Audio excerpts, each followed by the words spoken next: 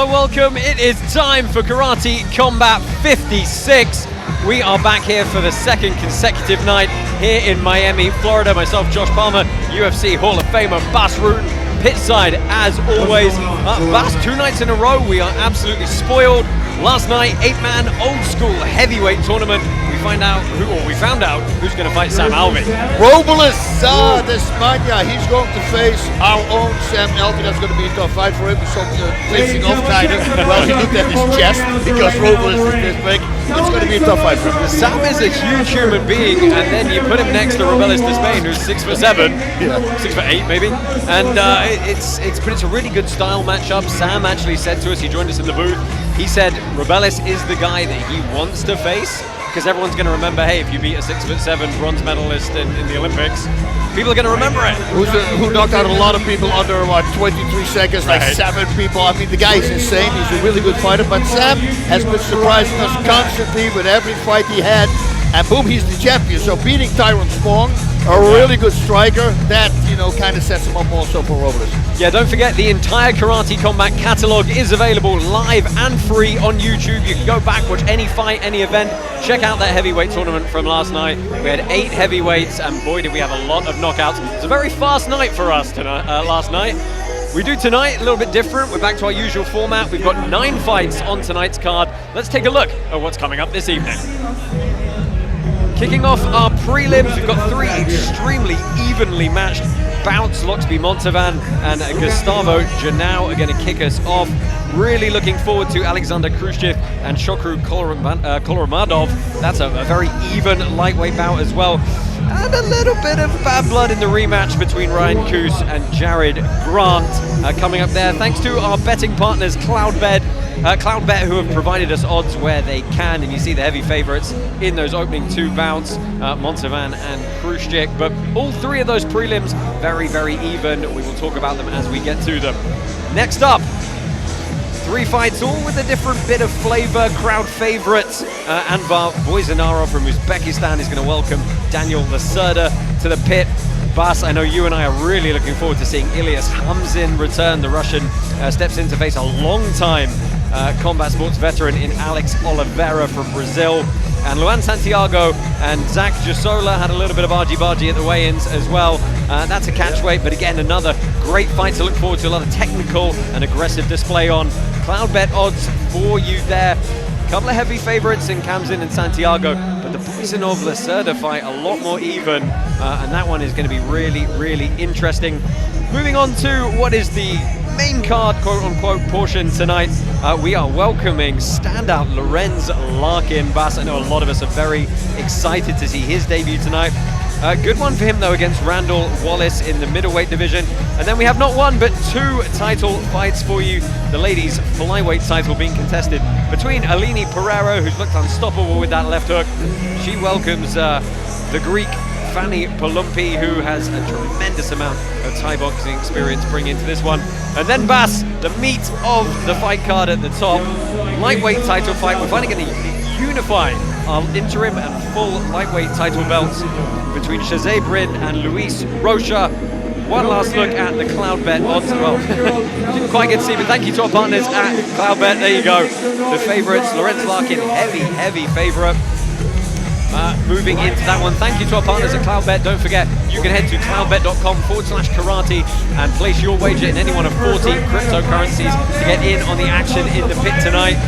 Bas, very quick word on that main event. It's been such a long build-up. This fight's been cancelled twice for various injuries and that sort of thing. It's been close to 10 months in the making, and over that time, these guys have really developed a genuine amount of animosity for each other. They did, but also they kept on training. Nobody stopped training. Rocha was talking about it. He says, I didn't stop, I just kept on going. This is the best, longest training camp I've ever had in my life, but he's going to be ready to take the interim belt away from Shahzaib. Shahzaib, though, is a very tough opponent as well. We talked about he had some trouble with Bruno Assis, who suddenly he blitzed him and he wasn't ready for that. Of course he worked with that because Rocha's seeing it and he goes like, hey, if I do that, I might win the fight very fast. But he's been working on that. I think this fight is going to be one for the age. I hope it's going to pass round number 1 at least, so we get some real good action. Yeah, I think we could see this one go several rounds of good technical, but really hard fought action in that main event. Before we get started, let's go and have a quick reminder of our rules here at Karate Combat. This is what you can look forward to tonight.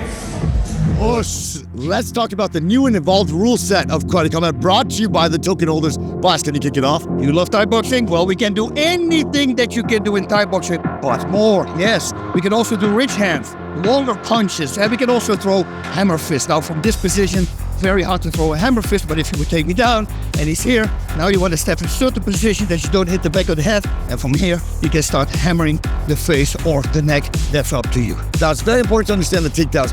We go one hand to the leg and the upper body. We can perform all these upper body takedowns like sweeps. If we get around our opponent, another foul would be a belly to back suplex. You want to avoid those.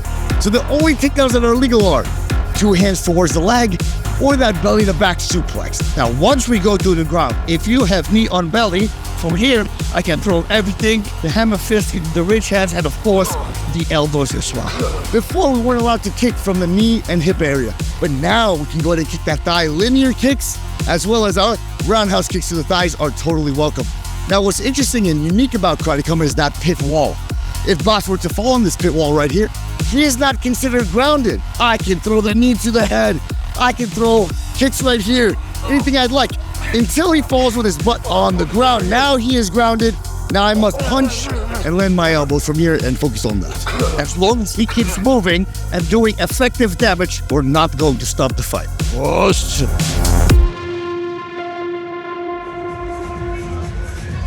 So those are the rules of the pit. We will, of course, touch on them as we go through.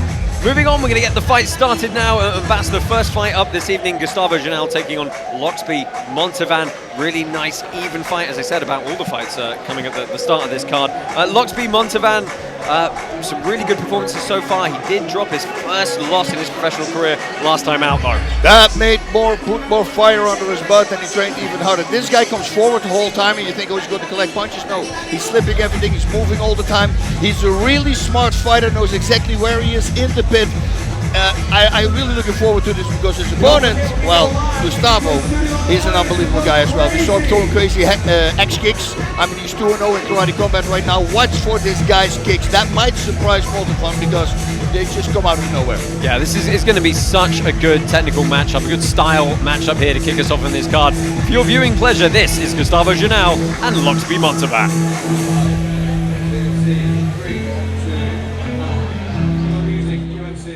Buenas noches, Miami!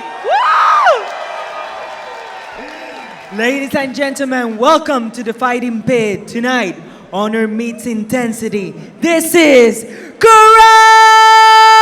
Combat! Fighting out of the blue corner, representing USA from Dominican Republic, Gustavo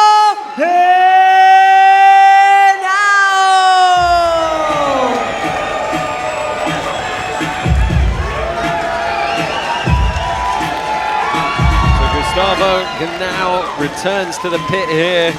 Unbeaten so far in Karate Combat. You heard that 2-0 from Bass a moment ago. Very dynamic striker, bringing that 2-fight win streak, a lot of momentum in. Haven't seen him since June of last year when he took a decision win over Gabriel Stankunas. He is still, however, searching for that decisive finish. Both of those victories so far coming by way of decision. Just 23 years old though, and has the cardio and dynamism to match. That's amazing, right? 23. I started 23. I started Thai boxing, but 28 MMA. Oof. Super relaxed, very flashy. That comes with the youth as well.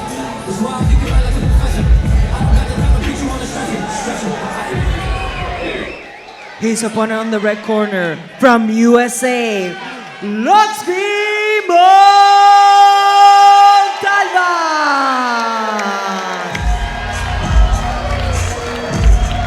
Well, Loxby Montevan is, of course, going to be the crowd favorite here. His gym is just less than a mile from the venue here in Miami. He seemed to be on a bit of an unstoppable rise after notching up a 5-fight win streak at the start of his KC career. But he was derailed last time out back in January, suffered a second-round knockout loss. Tonight promises to be a very even match, a great chance to bounce back. Expect excellent knockdowns or takedowns into some ruthless ground and pound finishes. There you see that 6-1 pro record, 4-1 in karate combat. A little bit shorter than his opponent tonight, but nothing he hasn't dealt with before. Yeah, I really like the way he moves, and he's constantly moving his head, bobbing, weaving, slipping punches, countering. But I mean, oof, Janelle, man. Yeah. He's a very flashy fighter as well, throws punches and kicks from weird angles. Well, you know, Montevan's a training partner of our current bantamweight champ, Arturo Vergara, who you saw compete last night. So he's used to having someone a little bit dynamic and flashy to throw some random stuff at him. Yeah, when he walked up, it was the first hand he shook, Arturo Vergara's hand.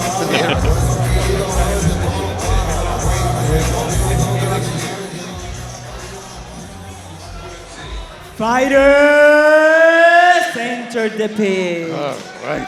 Aglaia is the official interoperability partner of Karate Combat, uniting fighters and fans across blockchain. Welcome to the aggregation age. Open stance. Yeah, touch the gloves as we start. White pants for Janelle, black pants for Montevan. That southpaw stance for Montevan, so they're toe-to-toe here, fighting for that outside foot position. Janelle circling away at the moment. That's always a great weapon through the front kick with an open stance. With your back leg. But counts for both fighters, of course. Switching stances there, back to southpaw. A little bit of a tentative start here. Some kind of more measured strikes so far, Bas. Yeah, they're telegraph, they're looking, they're reading the opponent's movements, see if they can figure something out on short notice. Look at our token holders on the app. 3/4 of our karate token holders have picked Loxby Montevan to be the victor here this evening. Don't forget, if you haven't got the Karate Combat Vote Live app yet, you can log on now, get your free allocation of tokens, start joining us here, get in on the game, and some more tokens as you play along with us here in the pit. Montevan was attacking the back leg with a low kick, which is a very smart thing, because if you're not a switch hitter, which means if you don't switch stances, the back leg is always weaker because nobody attacks us in training. Bastion now throwing that right cross to the body. You do love that strike. Beautiful combination. That's one of my favorites actually. Hook to the head and cross to the body. More of a hook that he throws, more of a liver hook with the rear arm. Good work. Liver punch. Rear hook. Good work from Janelle there to disguise his kick behind the lead punch up to the head. It was well blocked, and he ate a leg kick shortly after. One, too. You can hear it, right? We always talk about that. Use the shin. Oh, tying up in the clinch for the first time. Montevan looking for that plum grip up top as we move into the last minute of this opening round. Oh, yeah, he's got fast kicks, I told you. And he can throw weird kicks as well, like a Kakado Giri, the X kick, and who became famous with that one. Yeah, he throws long liver shots with his backhand. Yeah, it really was a searching left hook, and that's yeah, well mixing up the strikes there into the final 30 seconds. Short elbow there.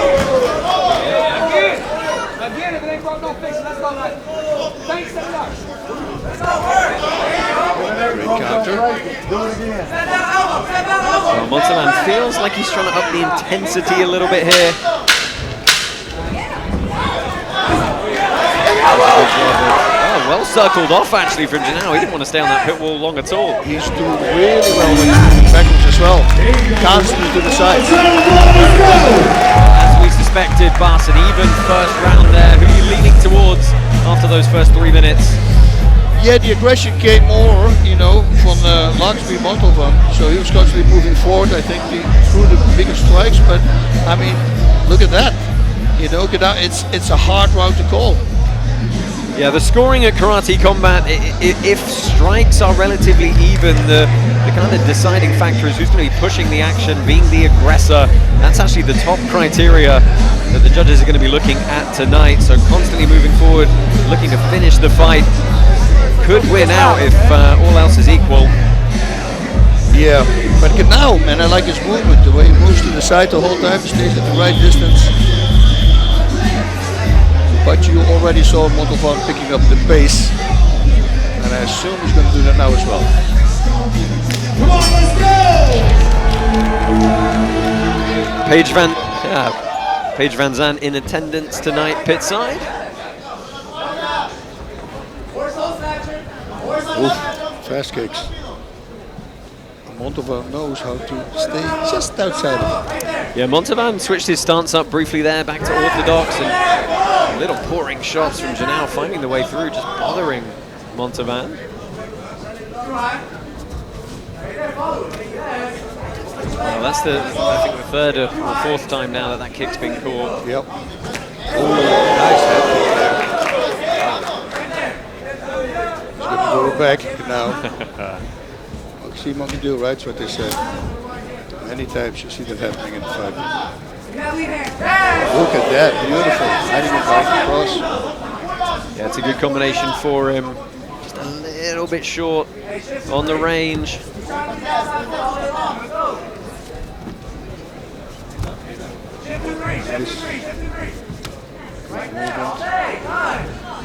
How do you feel about the tempo so far, Van? It's going.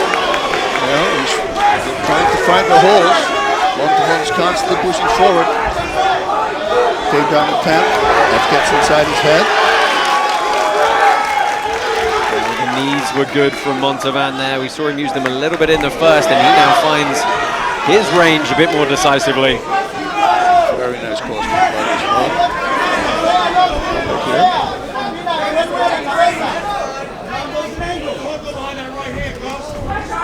Kick underneath the cross. Elbow. First time we've seen an elbow in the fight here this evening.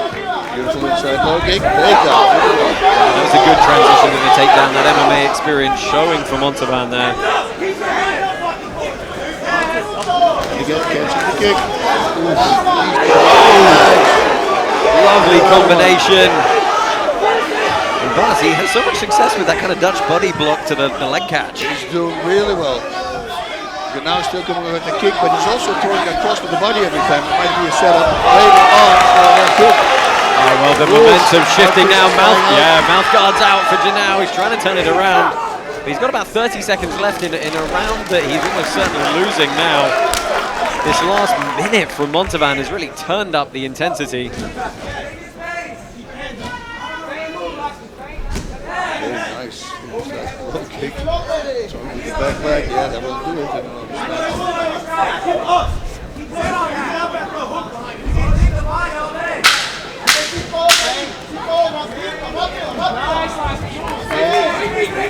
He's done a good job of making him think about the takedown. What a great second half to that round for Montean. Wow. Yeah, that was impressive because he moved back on that Superman punch and he made it very long, right? It's almost like he knew. It seems, Bas, as though that first round really was a good feeling out period for Montean, and now he's kind of sussed his opponent out a little bit. Look, beautiful knees to the body the whole time. He's attacking the left and right. Yeah, I want to see the elbow replays here. There we go. That was the first one. The one that he stepped in on, that one. Oh, that one. That's one of those ones you're very surprised it didn't cut or knock him down. It landed so flush. Unreal, like he didn't flinch at all, nothing.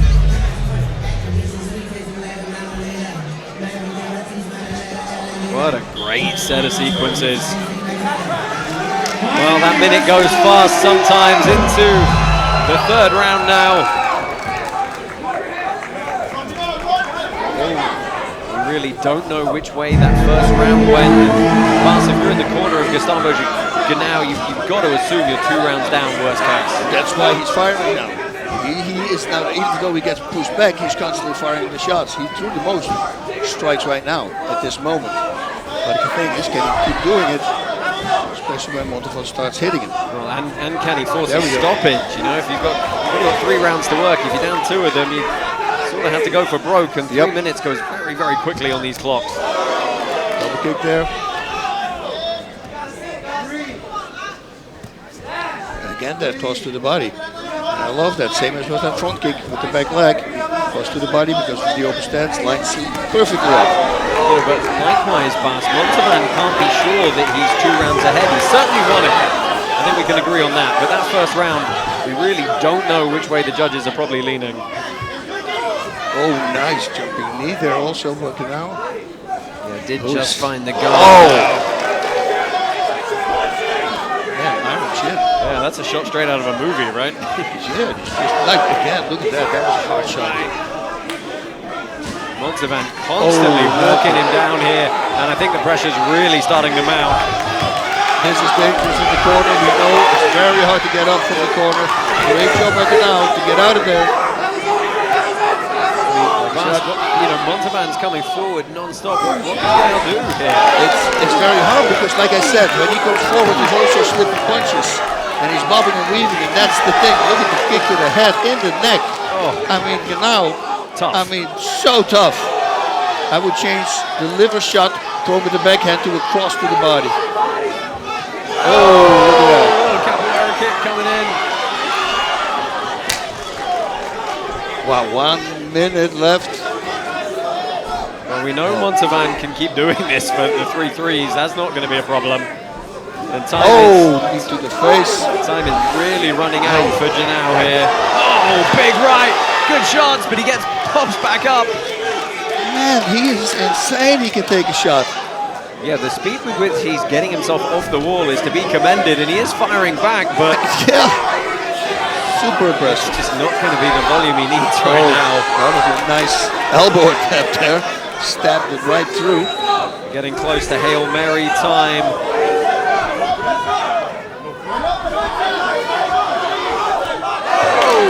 Yeah, don't do that.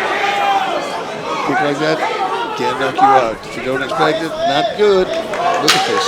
Uppercut cross. And again, hook. Everything lands. But now is not even flinching, nothing.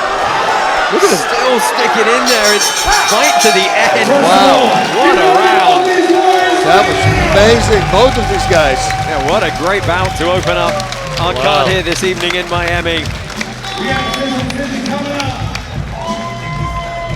Wow, man, that was impressive, both of them.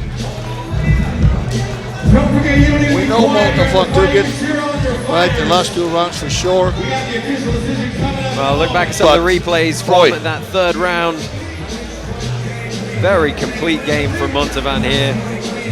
Lots of dynamic strikes, mixing up the target zones. He threw in some takedowns. We had some clinch work as well. Just an onslaught. Yeah, any other person would go down. You know, this was at the very end that he let himself get kicked. Not a smart take.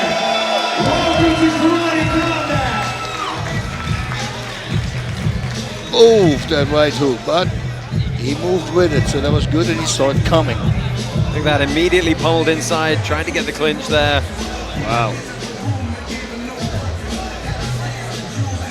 Well, Bas, you and I both feel we're going to see Montevan extend his karate combat record to 5-1, get back in the winning column here. Don't forget you can download the Karate Combat app and get in on the up-only action.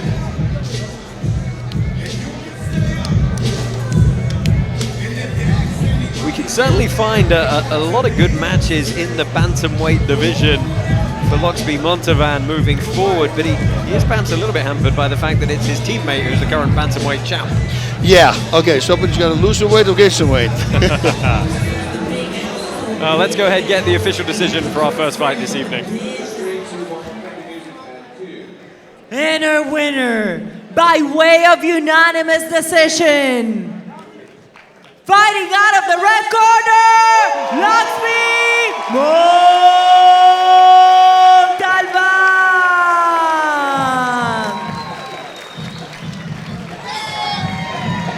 Well, as expected, Loxby Montevan, your winner by unanimous decision. He's going to head up pit side, get a quick word with our broadcast colleague, King Apollo. right, I'm here with your winner, Montean. How's it feel to be back in the win column, brother?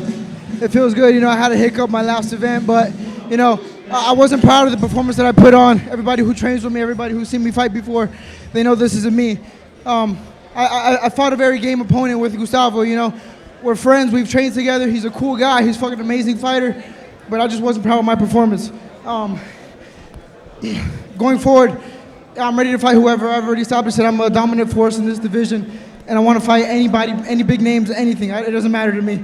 I'm gonna come out stronger, and I'm gonna finish my next opponents going forth.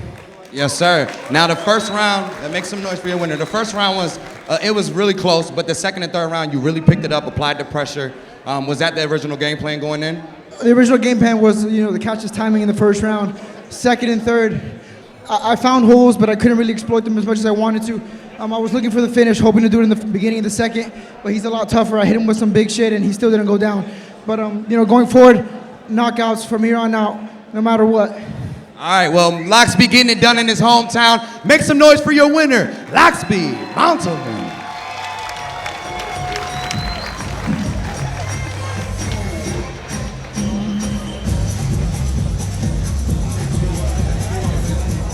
Yeah, welcome to Karate Combat, my friends. That's what we do here. We bring a pit to Miami and put a 23-year-old and a 26-year-old with supple, violent skills together. Wonderful fight to start the night. Loxby Montean didn't win it with punches and kicks. He won it with mentality and desire and emotion. There was a moment in round one where he's hit with a kick and a spinning back fist, and he made the decision to fight his way through regardless of what it took.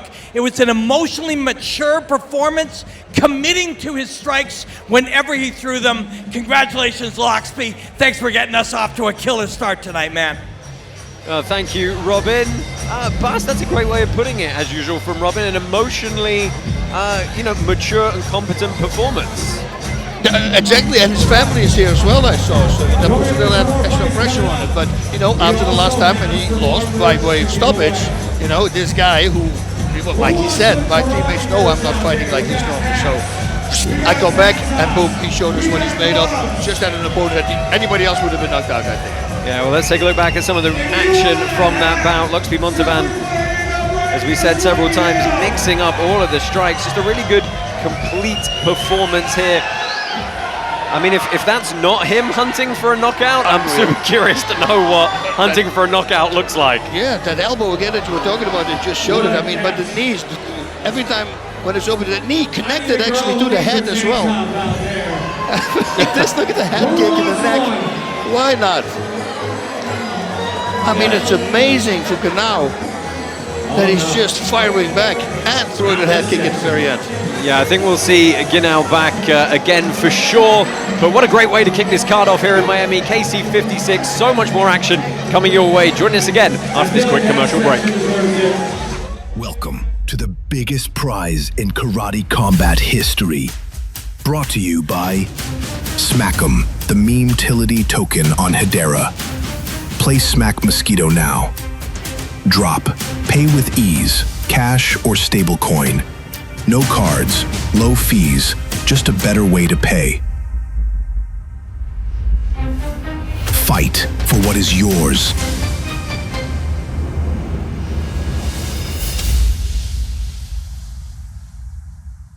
It ain't luck. I needed a vision, I needed ambition, I needed a mission to be this submission with no intermission. I see the collision, the crash of the distance ain't coming off track. No, when they ask what's the move, don't talk about the show. They all about to see what I mean in the moment. I gotta keep going. I'm shaking the dice and I'm tipping it rolling. They already know. Welcome back to Karate Combat 56. Lightweights on deck next. And it's a battle of two really hard hitters here. Alexander Krutskykh and Shokru Kholmuradov are going to go to battle here. Quick look at the Cloud Bet odds for you. Very, very even bout. Krutskykh, he's a Ukrainian karate champion, but he moved to Canada and added some Golden Gloves boxing to go with the karate boss. Yeah, he's exactly like you said, the Golden Gloves. The game plan is this: he will never step back, and he's going to come forward. He's going to hunt him down, and he's going to get the knockout. That was the game plan. Let's see if he can do it. Yeah, Kholmuradov as well. A lot of experience, big pro record. trains at a great gym as well, and has a lot of Thai boxing experience. Yeah, as you said it, you know, he trains at Alpha Male. What do they do there a lot? Wrestling. And that's striking and wrestling in the Karate Combat Pit. I mean, that is the golden combination. So we're going to see some takedowns as well. Yeah, let's see how this one plays out. Lightweight division for you. Ukraine versus Uzbekistan. Let's meet these two fighters. Miami, we continue with the action. Fighting out of the blue corner, representing Uzbekistan, Kholmuradov.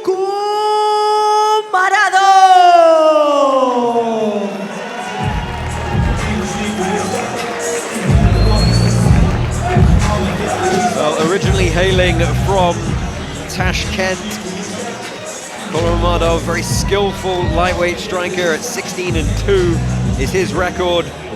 And a very, very solid first round knockout in his karate combat debut back in February. Mixes really fluid boxing with timing, slick circling. Tonight he's going to look to outmaneuver and outthink his opponent from start to finish.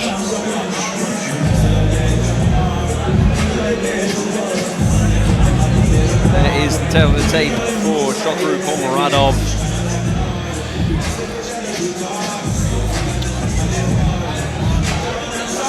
Yeah, he's a very happy guy. He told me, hey, listen, I'm going to win, I'm going to knock him out, and then afterwards I'm going to do a podcast. I said, okay. We've got this, you know, we'll talk about it a little bit later on, I'm sure. We've got this kind of dearth of fighters from former Russian republics in that part of the world really showing up and giving the Americans some hassle. Oh, yeah. Yeah, he's extremely good, and he's completely confident he's going to get the title this time.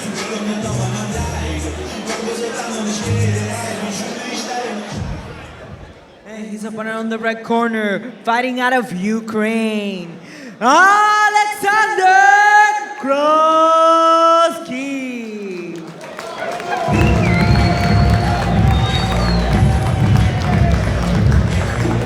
I must break you. It's got that look about him, hasn't he? He does. Well, born and raised in Kherson, Ukraine, a town a lot of you have probably heard a lot about over the last few years. He did move to Canada about 7 years ago. Got a gymnastics background to go with his karate and MMA. Very solid start in the lightweight division for him, racked up 2 wins. One of those was against the immensely tough Tim Ha back in January, a real barn burner of a match in which he took a decision victory. Go back, check that one out in the YouTube archives.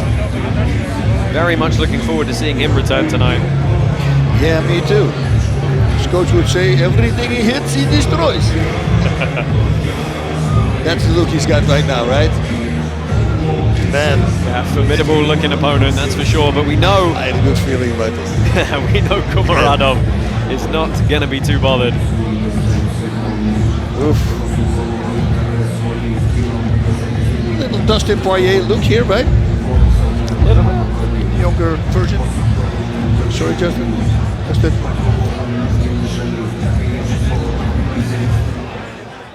Fighters enter the pit. Founded in 2018, Hex Trust is a leading digital asset service offering a range of services and a leader in staking. Thank you to them for their support. Fight! Oh, early kick, and that calf kick landed hard. And right away the follow-up, I mean. Oh, he's got some fast heads. Oh, a little judo exchange there, and the power of Krutskykh winning out in the end. But no rest, straight back to it.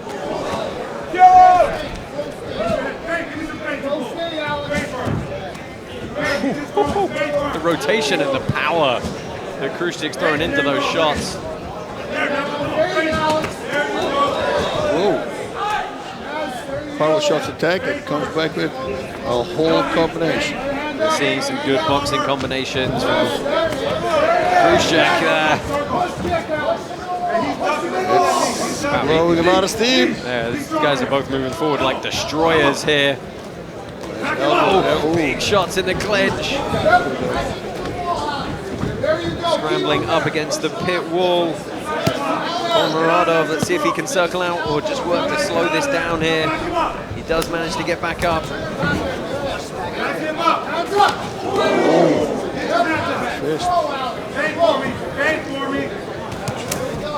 Oh, shots! Couldn't get the elbows. We've seen how dangerous elbows against the pit wall here can be. Those were weird elbows he was throwing there. Okay, put your body ready. There you go! It's just endless sanity. Look at him. It's been a minute and a half, and I want to know how many punches he's thrown here. Moves to the side to avoid the spinning kick again. And again, you know, he's going to go up against Krutskykh and push the fight. Put him on his heels. Slipping, countering, he's doing it all. What can he do it for? Right, for 3 rounds. This is a lot out. Well, Kholmuradov looked like he was just trying to center himself there a little bit. Or a lot of offense there.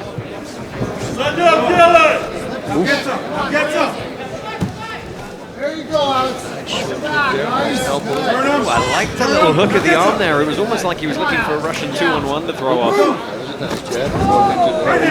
Okay. You heard him? Maybe a little bit. First time Krutskykh gets backed up here. He's eating some knees against the pit wall. Well, the corner of Kholmuradov think that Krutskykh is hurt. They're telling him to be relentless for the next 20 seconds. Oh, downward chopping elbow. Everything that Kholmuradov has is going into these strikes. Krutskyk's up again though. Coming back, just firing right away. All cylinders, whatever. Wow. Oh, opens up a cut with the knee. What a first round. Wow. Man, this is one of those ones where you go, hey, it sucks, someone has to lose. Oh, wow. The way he came back, Krutskykh. Insanity. Wow. That was the opening. That's how fast you start, right? First engagement, straight at it. Matt tried to call this round. Yeah, right? I mean, it's a tough one. I mean, you think, look, realistically, Krutskykh had the larger of the output across the whole substance of the round, but, you know, it got turned on a dime very quickly for some anxious moments for him. I think on balance, the Ukrainian is probably going to take that first round, but it, you know, wasn't all his own way, was it? Yeah, but it was also the way he came back at the very end. That solidified that round for him. You know, because if that wouldn't have been, then maybe, you know, it would have been a toss-up. How about the audible breathing on the power shots from Kholmuradov against the wall? Crazy. Almost key-eyeing into every one. Well, round number 2 underway here. Let's see if they fast start once more. Kholmuradov's corner is saying, hey, he's still hurt, go after him. Accidental low blow though. Kholmuradov does not want to stop for it. He doesn't want to waste time. Energizer bunny, cross to the body. Don't do that, don't invite him. Because if it's to the solar plexus. Nice movement there by Krutskykh to get out of the way from that spinning kick. Just step to the side. Oh, Rolling Thunder just misses, but he bumps back up. Man. 2-3. Bang first. Bang first.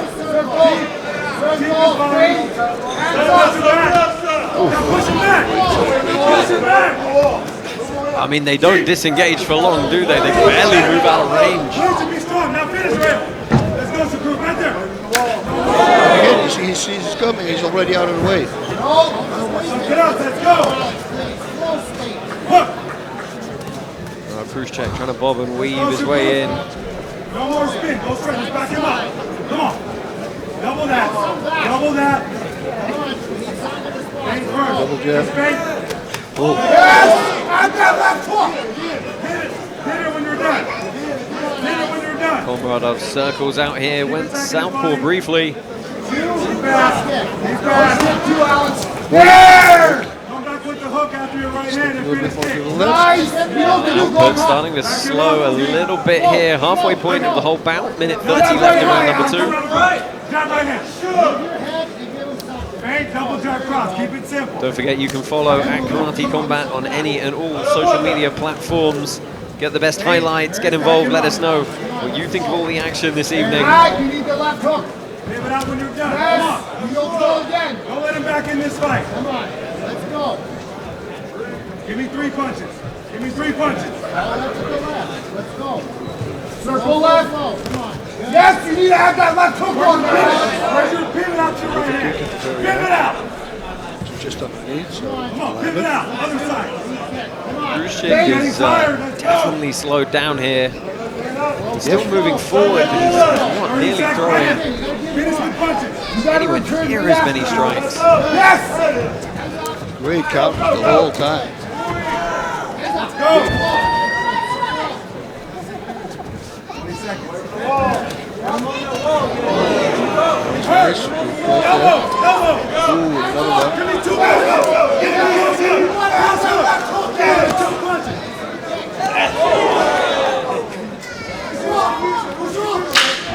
That was nice.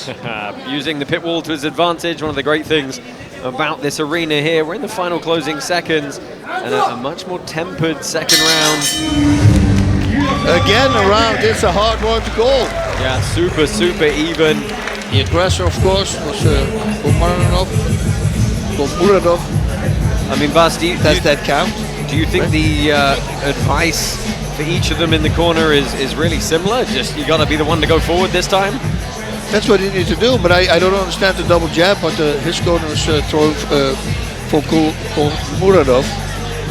Because every time he throws a jab, he gets countered. You know, if you do a double jab, then you get countered with a bigger punch.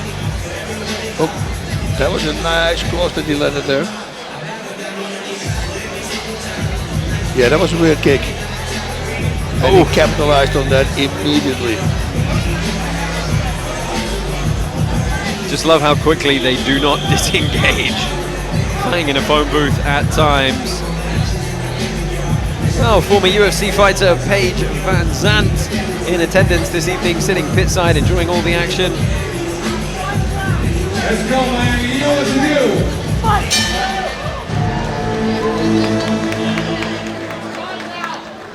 do. Well, everything to play for here in this third and final round. Yes. To the body. Back kick. So it was a little low. Not low. Oh, don't walk on that on the chin. Yeah, that just glazed by the head. A spinning back kick to the head as well. Both just missing the mark. It's Krutskykh now, right? They do the same pose. You gotta go forward this whole time. Let's go. Quit reaching. Make them pay every time. A lot more mobility coming from Kholmuradov here. Oh, 2 inches lower. That was a nice setup with a back kick to the body. Had to get out of the way before that right high kick came in.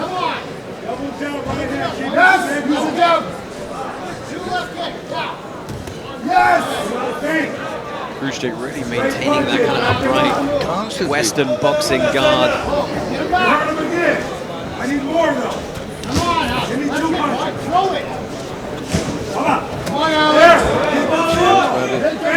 Yes. There you go. Combination back again. This is a hard fight to score. Yeah, this definitely feels like a bit of a momentum shift towards the Uzbekistani though. Over the jab. Right there. Seems to be the one landing, or at least attempting to land the most shots. Hands up. Hands up. Drop it, Alex. Flinch. Yes. Nice. I mean, both these guys have landed some truly clean shots, and they both just stayed upright and kept coming. Look at Turn.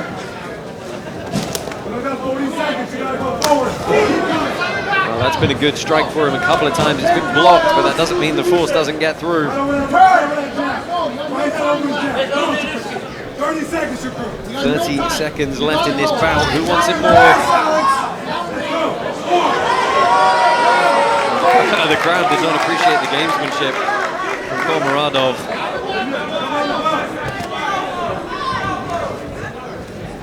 Come on, Alex, you gotta go, buddy. It just seemed like the output from Krutskykh is just all but ceased here. The punch is going. Yeah, he might be tired, but here we go. Final 10 seconds. Trying to leave that impression. Oh! Well, after the bell gets a mean look. Yeah, this could go to another round. Well, we didn't really talk about that whole much, but we do have a sudden death 4th round component here at Karate Combat. A reminder for you folks at home who may not be familiar with it, we cannot have split decisions or draws at Karate Combat. In the event that that happens, as we take a look at some of the replays here, we will go to a sudden death 4th round. And here's the real kicker with that. If that happens, the entire rest of the fight is null and void, and it solely becomes about that last 3 minutes. I wonder if Kholmuradov knows that. Yeah, that's what I'm saying. You should take a rest and take a break. Well, you know, Bas, at least he's not doing the backflips like we saw back in Mexico. Oh, that was crazy. 4 backflips, but he still won the fight. He did still win the fight. He was so tired. Well, we're waiting to get a judge's decision here. We're going to go, I believe. Well, the crowd want one more round, but it's not up to them. It's up to the commission-appointed judges. But the crowd are going to do everything they can to sway the decision.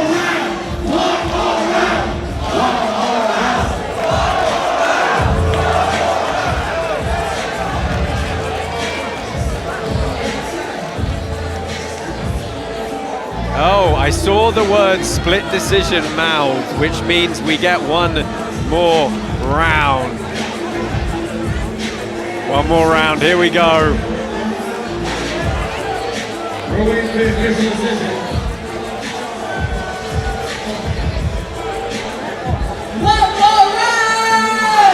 So just be aware, folks, I know the crowd are chanting it, and it sounds like they may have given the order for it, but it's solely at the discretion of the judges, and they rendered a split decision. I will try and find out for you who would have won the split decision, because that's always an interesting fact, but nothing matters anymore. It's just these 3 minutes. All right.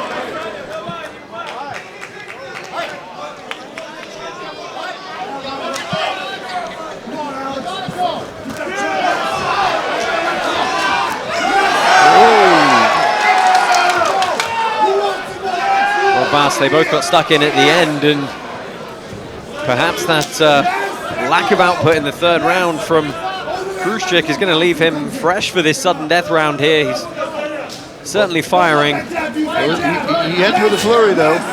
The last 10 seconds he turned it up.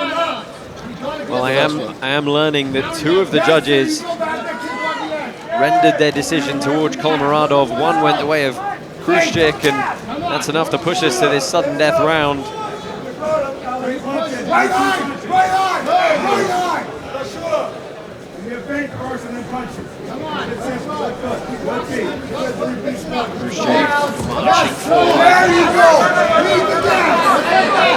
Oh, Kholmuradov. Was that a poke, or was that just the, you know, you get clipped in the eye? Now we'll see if we can get a replay for you. He's been deemed to be an eye poke, so he'll get the up to 5 minutes to recover. Could be the thumb, couldn't tell. Oh, that's the reverse angle, so not able to catch it there, but they're back, straight back at it. Tough as nails. We're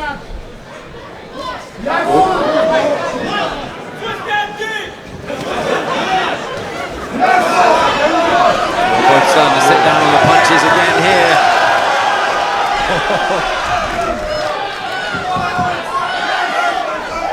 Well, this is looking much more like the round 1 Alexander Krutskykh we saw.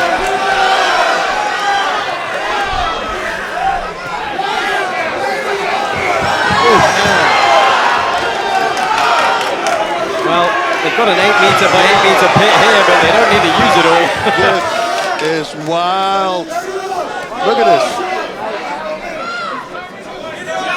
Well, we're into the last 60 seconds already. Everything counts at this point. That's crazy. You don't want to let the 9 minutes preceding this go to waste. That's a big power shot. Jab landed. Oh, beautiful uppercut.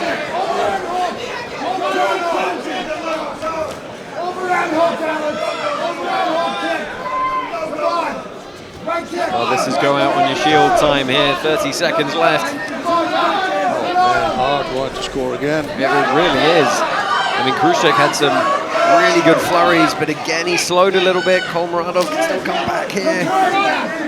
20 seconds. Nice back kick. To the spine. Now, who can pull it out? 10 seconds left. Chance for one more flurry. And they've heard the clacker. Oh, good takedown. Not able to get to ground and pound, and that is going to see the time out. A little bit of a somewhat illegal strike there with both knees grounded. Oh boy. Ooh. You feel bad for one of these guys that they're going to have to lose, because what a display of entertainment for us. He's doing push-ups. That always looks, I mean, I know, Bas, you hate the idea that if you do that and then lose, it's like, why didn't you try a bit harder? Exactly, look at this. Here we go. Oof. Yeah, he landed the power shots, but the volume came from Krutskykh. So, oh man, I'm happy I'm not a judge, let me tell you that. Yeah, getting put to work early here tonight with 2 decisions. Good. We're waiting for the official decision.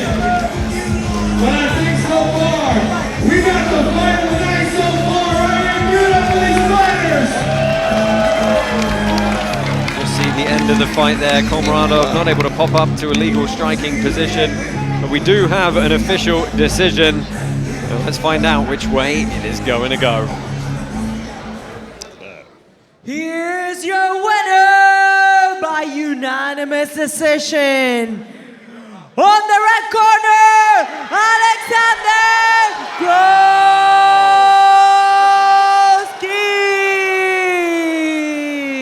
And that had to be the volume and the pressing forward. It had to be. I mean, the power shots were landed also by Kholmuradov. Yeah, that, ladies and gentlemen, is the power of the sudden death round, because under a normal split decision, Krutskykh was losing that bout, but granted a reprieve by the judges, and boy did he capitalize on it.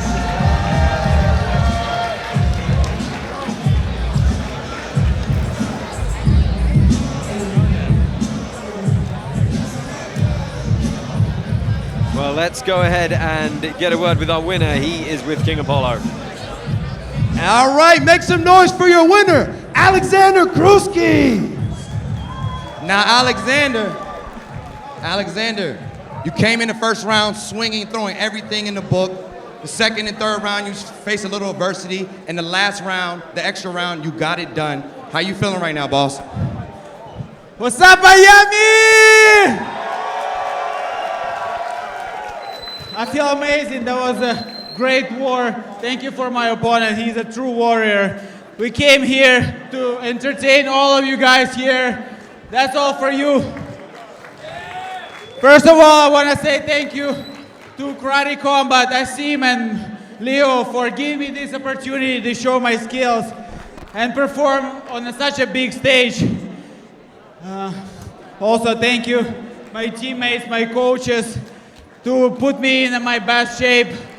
I know I can do much better than this. This is just beginning of my pro career, so look, watch out for me, guys. Now, I heard you got some big news, but before that big news, can I ask you, who do you want next? Honestly, I don't care. I want anybody here. I came here to test myself, to challenge myself, and every fight I want to level up and show better and better performances. Okay, now what's the big news you told me you got right now? All of you, out of everything, I just have one person who's supporting me all the time. This is my lovely girlfriend, Mary. Can I bring her in here, please?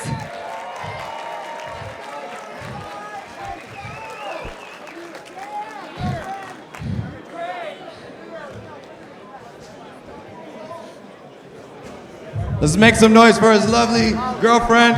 She's making her way to the stage right now. Let's give us a quick sec. Again, thank you all of you guys for coming here. Karate Combat doing truly great things. Nobody in the world doing anything like Karate Combat, and I'm happy to be part of that. Let's fucking go!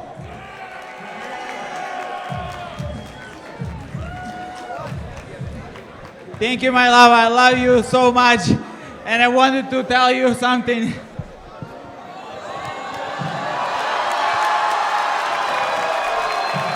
You marry me. Fuck yeah! Let's go. Make some noise for this beautiful new Wes. Let's go. Congratulations to the new couple. Did you enjoy that fight, Miami? I said, did you enjoy that fight?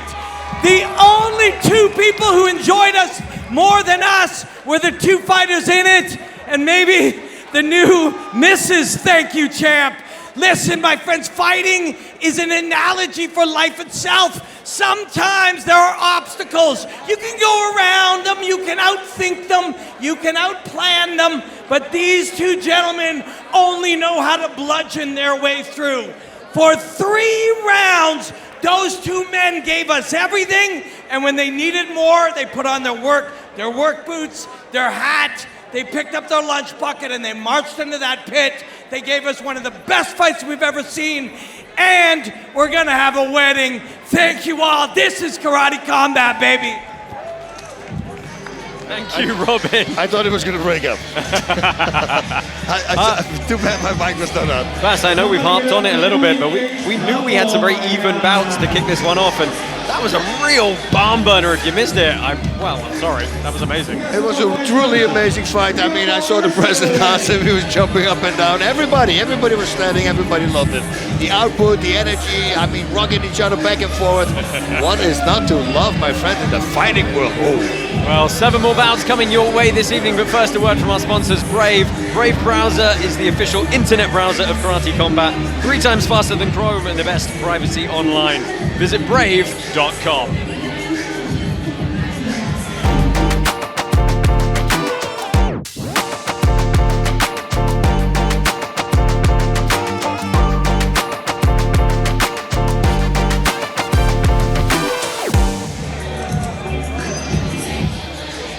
Welcome back to Karate Combat 56. So much more action coming your way, Bastard. We've got a great fight up next. Ryan Cous taking on Jared Grant. And Bas, this is actually a rematch. They fought in bare knuckle MMA before, and Cous took the win there, but by submission. By submission, that's the key factor. Listen, Cervello, I mean, 6 wins, 5 knockouts. I mean, I saw him fight great slips, counters, great hands, and he works the body as well. But his opponent, Ryan Cous, he's convinced he's going to win. He's got 7 wins with 5 knockouts, and they already, like Josh said, fought each other bare knuckle MMA. But he won that by submission. That's the key word here, submission. Then again, that means that he also can go for takedowns. And mixing in takedowns with striking, we know that very effective in Karate Combat. Yeah, we haven't actually seen either of these guys inside the pit before, so a little bit of a different environment for them. But of course, Ryan Cous has the advantage of having several training partners who have fought in the pit and are prolific within Karate Combat. So expect him to perhaps have the slight edge there. Yeah, I think so too. He came off an injury though, right? In Dubai, he was with us the very first time. He had like a leg injury that's all healed up right now, and he really wanted to get back into it. So I think it's smart. And listen, if you train at GoChat, every day you're training, it's a fight. Let me tell you, it's a complete fight because everybody there is giving their output like freaking 80%. And 80% going 80%. I don't know a lot of fighters who go 80%. Most of the time they do it 1 time a week, they say. Yeah, I don't think either of these two is going to take a step backwards. Let's go ahead and get this one started. Bantamweight division, Ryan Cous and Jared Grant.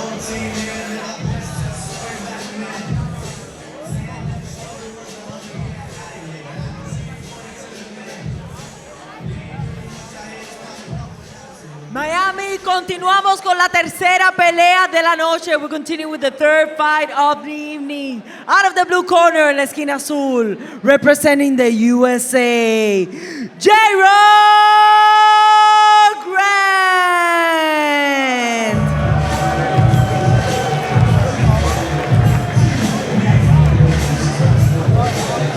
Despite dropping that loss to Cous at a bare knuckle event a full 2 years ago, Grant's riding a 6-fight win streak coming into tonight, carrying a tremendous amount of momentum. 4 of those 6 have been finishes to strike, so total pro record of 11-3. One thing this tail of the tape doesn't tell you is that his amateur record is 50 wins and 6 losses. That is a huge amount of experience before turning pro. Oof, yeah, and it's a very smart thing to do. I always say, you know, why not until you're completely nice and relaxed, and then you go into the pro division. Yeah, I mean, he is a former bare knuckle champion as well.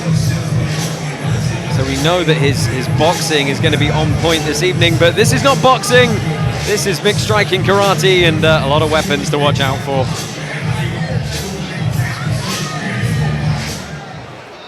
And his opponent on the red corner, su oponente en la esquina roja, desde USA, Ryan Cous.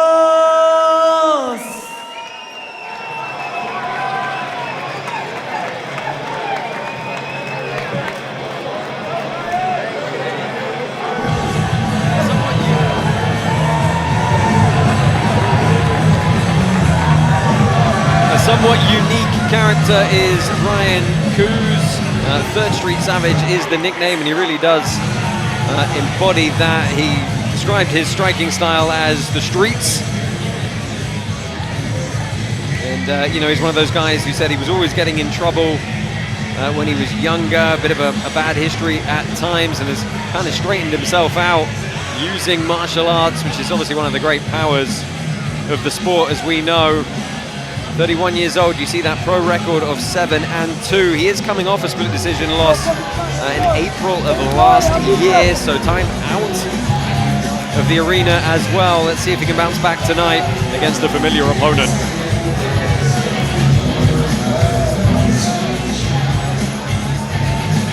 Fighters, enter the pit.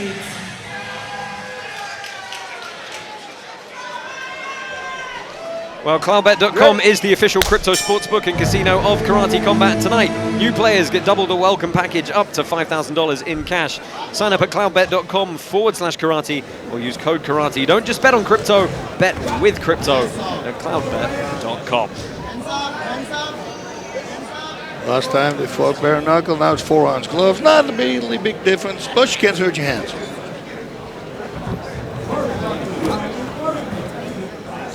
Setting up there with fake takedowns, touching the knee one time. See if he can bring his hands down. Going with a big swing on top. Yeah, Cous looking to feint. He looks significantly bigger, doesn't he? Yes, he does. Yeah, white pants for Jared Grant, black pants for Ryan Cous. Both guys fighting out of Miami. And people are quiet. They know any moment now they're going to pull the trigger. Oh, big head kick, and that is a walk-off knockout for Ryan Cous. The sound that kick made. Oh, pulling the trigger, he did. Wow. Bass, I think I just heard a skull crack. Oh, yeah, the sound was crazy. I don't know if you people heard it at home, but right here at the pit side, that was bone on bone. Let me tell you, folks, this pit is something of a viewing experience. I mean, to have something like that happen 6 feet from you, and everybody here is just encroaching, bearing down on this arena. And the cool thing was, everybody was so quiet. You know, so that you really heard it. Oh, that's his newborn. Yeah, he was still in the belly when we met him in Dubai. Oh, Bass, you said it. You said the crowd feel like something's going to happen. Let's take a look back at the replay. Oh. He disguised it. He sort of moved the right side of his body forward and chambered it a little bit as a feint. Bonk. Straight over the guard. Wow. What a knockout. I have the feeling my neighbors right now, you know, they're all watching, and I think a lot of people are there, but not from punching, probably from drinking. Oh. Hello, neighbors. I mean, look at that kick. Cous, he threw his entire body weight into that. He launched himself off the ground. What a debut in the bantamweight division. What is in the water with Miami bantamweights? It's insanity. I use that word a lot, but that's what it is. Well, this was a catch weight at 144.8, 145 really. So still coming down in weight, featherweight really tonight.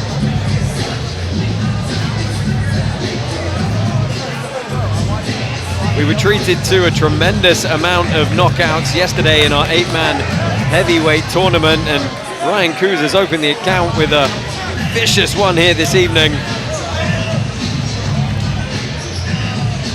Wow.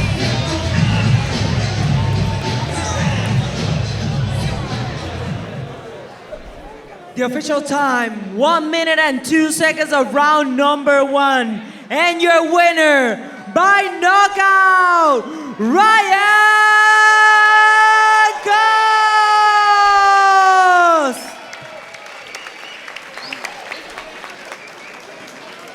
Well, Ryan Cous gets the victory here.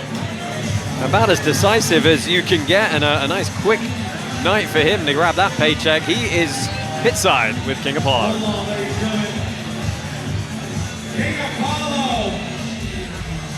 All right, we're here with the 3rd Street Savage, Ryan Cous. Listen, Ryan, you were riddled with injuries for the past year or so. You've been battling through it. This was your first time back in fighting, and you got it done with a left high kick knockout. Brother, you gotta tell me, how you feeling right now? I mean, I'm feeling good. I came from a wrestling background, so like coming in here and not having any grappling rules is my first situation like this. But you know, training with Awesome, training with Mango, best team in the world, Go Shed Academy. So you know, we get it done in one. So the left high kick, you seen it early, you got it done. Was that the game plan to get this round over quick? I mean, I saw him trying to bait me into that backside. So I'm like, bro, I was really gonna jab, you know, find my jab, find my shots. But I saw him trying to bait me into that backside, so I switched stance and said, you know, home run one time. All right, well, you got anybody else you want to call out before we let you go? I mean, Bass Rudin, I want you. I don't think Bass is getting from behind it, but appreciate it. Make some noise for your winner, Ryan Cous.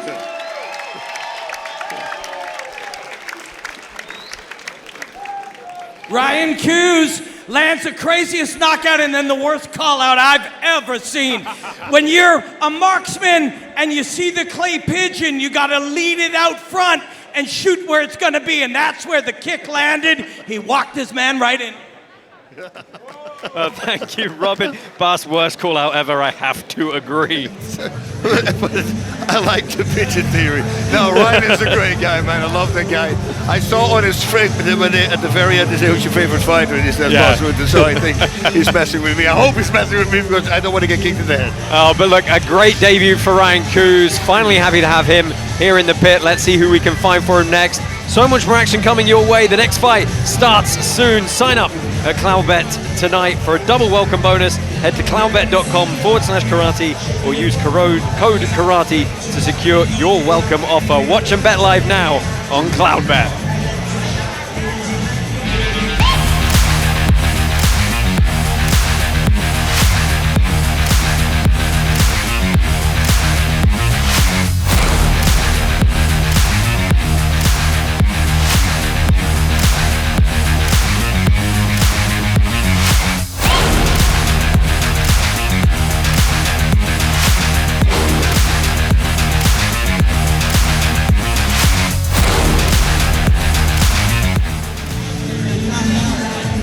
Welcome back to Karate Combat 56. Fast action getting started here. Ryan Cous, head kick knockout. Welcome back. If you missed it, again, I'm sorry. We've got a great bout coming up next. Anvar Boyarov and Daniel Lacerda. Bass Boyarov, he's a crowd favorite here. A lot of experience, more than 100 pro fights. Bit up and down so far in his KC career though. Yeah, multiple world champion kick in Thai boxing. Great training camp he said he had, and he just believes that he's way better than his opponent. He will shock the world, that's what he said, with a big knockout.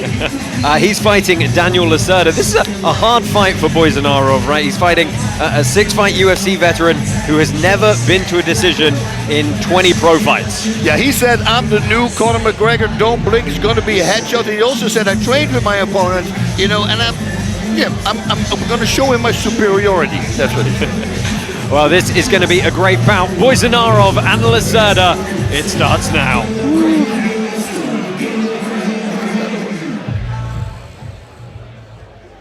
Miami, we continue with the action. Fighting out of the blue corner from Brazil, Daniel Lacerda.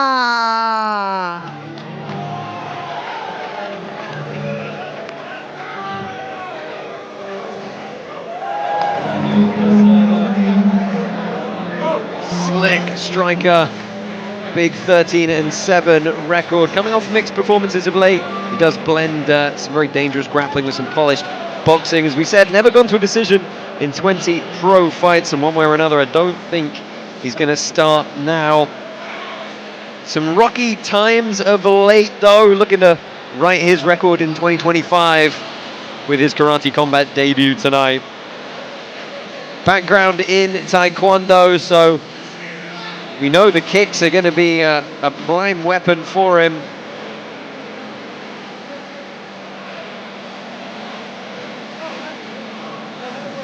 Yeah, this is going to be a wild fight because his opponent is also very good.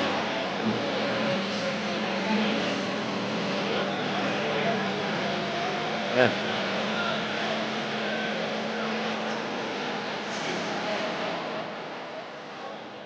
And his opponent on the red corner, representing Uzbekistan, Anvar Nazarov.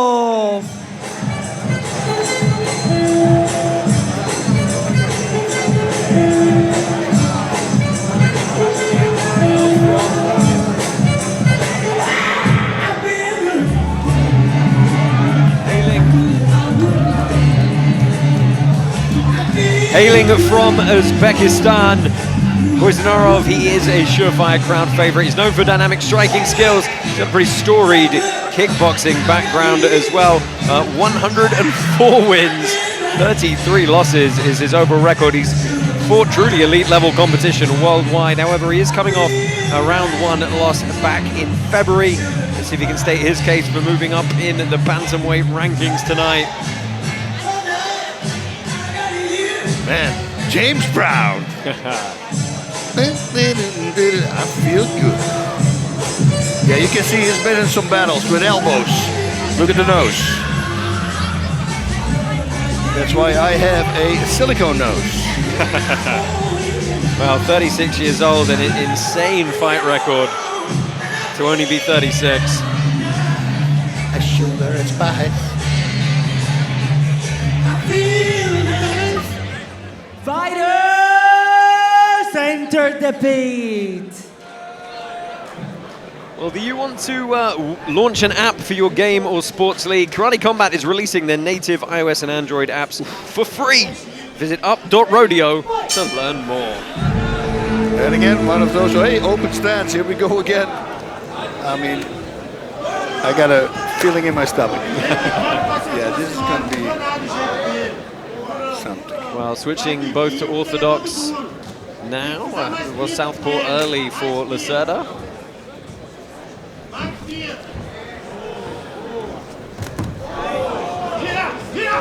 Wow, Boyarov moving forward so fast. Lacerda trying to put some pressure on him here, and he's trying to get some shots in the clinch, but... Back of the head. Oh, yeah, you think he's going to get a... Oh, just a quick warning here.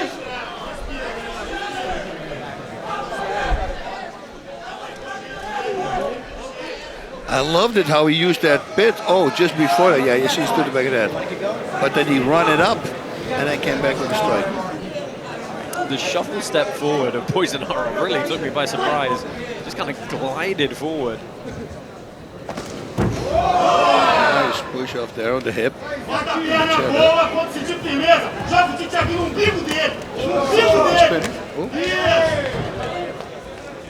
Lacerda is going to have to use some mobility here, get his way out of the corner, does so well. Oi! Well, we said Taekwondo bust. That spinning hook kick to the head came lightning fast. Yeah, thankfully, Boyarov moved to the left right away.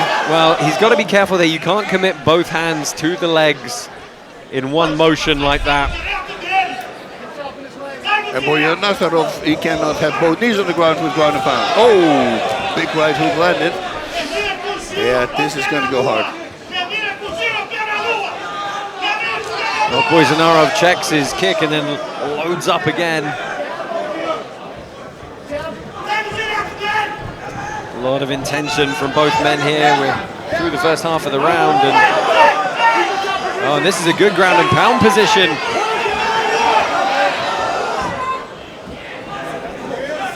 Big right hand, that connected.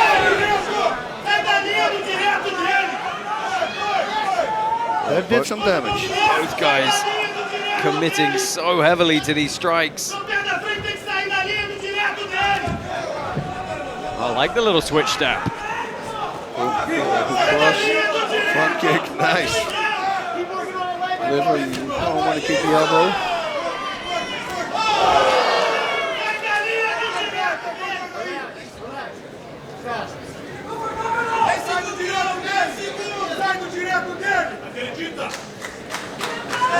You've seen the power of Boyarov when he lands. He, of course, made his debut with that left hook, first round knockout over Ignacio Caplanche.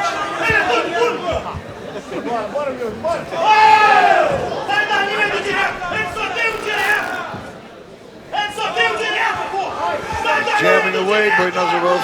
Ooh, that cross landed again. Oh, good ground and pound here, big shot. And that is going to be a stoppage in the dying seconds.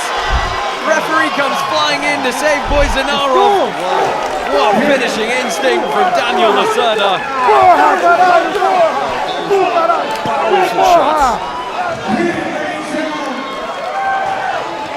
And Boyarov needing a second to compose himself there. They bring the stool down for him. Big power. Good job. Man, that ground and pound. Look how scary this is. Boom, boom. Yeah, it was fast and hard. Yeah, it was that hook. And then it was the turning away from Boyarov that caused the referee to need to step in and stop this one. That one. Oh, right behind the ear, just wobbled him. Overhand. Oh, and the right again. Yeah, landed 3 or 4 good shots there.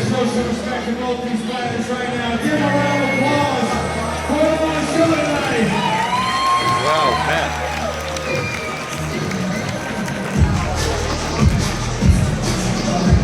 We've seen some crazy knockouts already, and it just keeps on coming. But we knew this fight, somebody was going to get knocked out. Not that fast, though. We're just throwing with so much intensity, it's got to happen, right?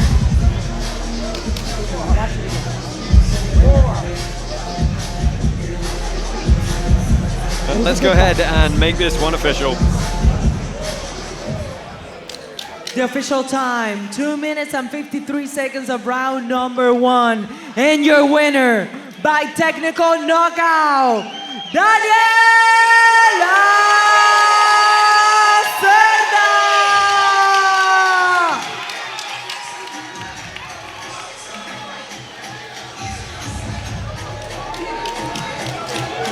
Lacerda takes the victory. A very religious man, so paying his respects there. He is pitside with King Apollo.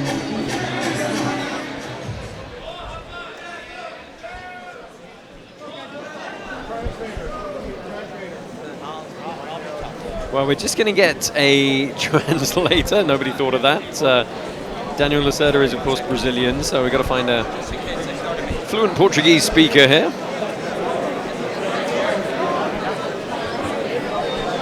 Well, let's go ahead and talk to Robin Black while we get this sorted for you. Well, guys, I can't translate for you, but I definitely can tell you there are hundreds of thousands of people all over the world who can throw punches and kicks like that young man Daniel, but none of them can do it against somebody with hundreds of fights in a pit in Miami when it matters most. That's what makes young men and women like this special. It's not the kicks and the punches, it's not the expressions of violence, it's the ability to do it in your underpants, or in this case, long pants, while everybody's watching, and do it in the fire. Congratulations, Daniel. All right, I'm here with your winner, Daniel. Daniel, you made an amazing debut here. You got a knockout on Anvar Boyarov. Listen, is this the place for you to be now? First of all, thank you, God. Thank you, Jesus, my Lord. And I want to say, Jesus solves and He solves my life. And so, I went back here again and I want to fight for Belgium. Where is the champion? I'm here. Well, big call out. Got his debut and he's all called for the champ. We'll see what he's going to do next. Make some noise for your winner.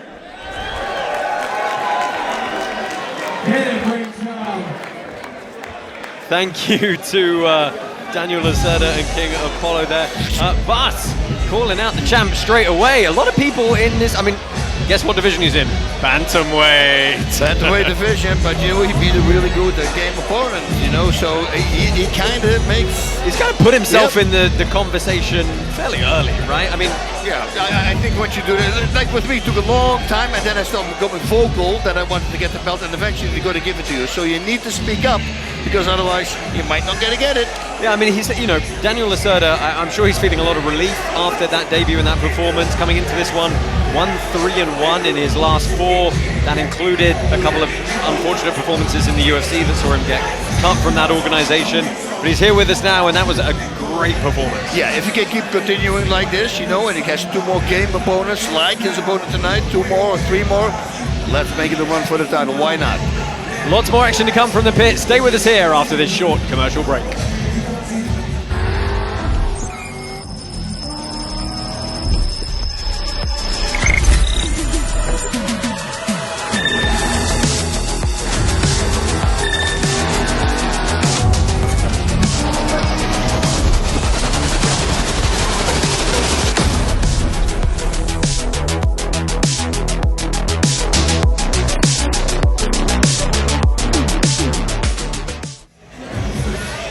Welcome back to Karate Combat 56. Boy, have we got a middleweight clash for you next. Ilias Hamsin and Alex the Cowboy Olivera. Bas, we'll start with Ilias Hamsin. The dude's scary. He's really, really scary. He really is, you know. By the way, he loves the horse stance. You know why? Because he loves riding horses.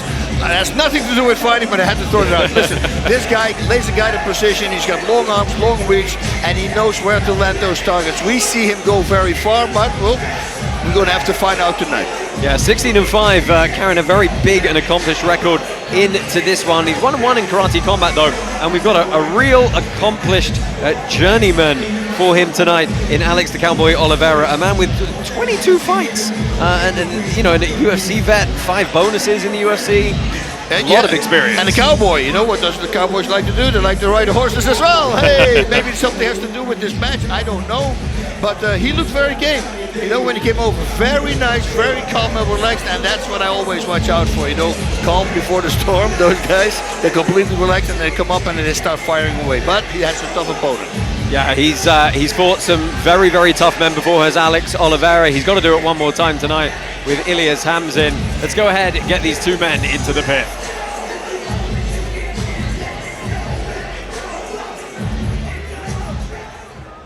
Miami, we continue with our 5th fight of the evening, nuestra quinta pelea de la noche. Fighting out of the blue corner, representing Brazil, Alex Olivera.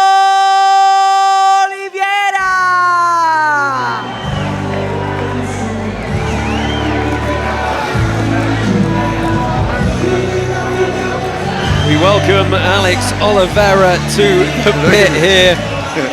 real journeyman. He's fought some of the toughest fighters in the business, previously competing at welterweight. He's fought the likes of Gilbert Burns, Donald Cerrone, Carlos Condit, Mike Perry, Shavkat, and Kevin Holland as well. I mean, this guy has been there and done it. A huge 23-14 record, spanning many organizations.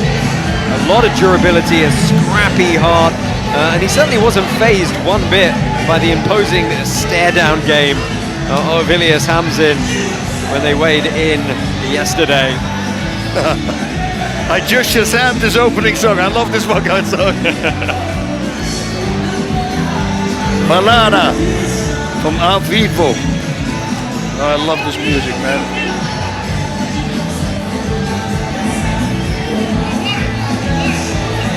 Look at him.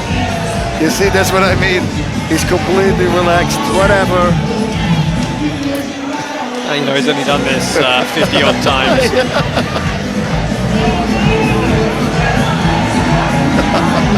I love it.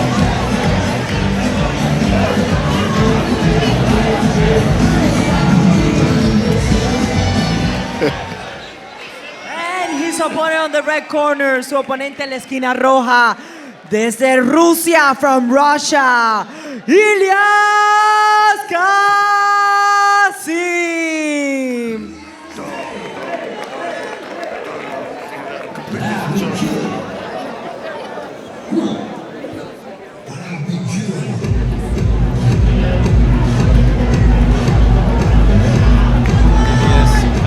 Originally from Russia, fighting out of Miami, Florida for this bout. Former Russian kickboxing champion, former Russian pancration champion, just an absolutely explosive middleweight, 16-5 record. Has a bit of a penchant for highlight reel finishes. He stayed very busy in karate combat this year with 2 performances already, going 1-1.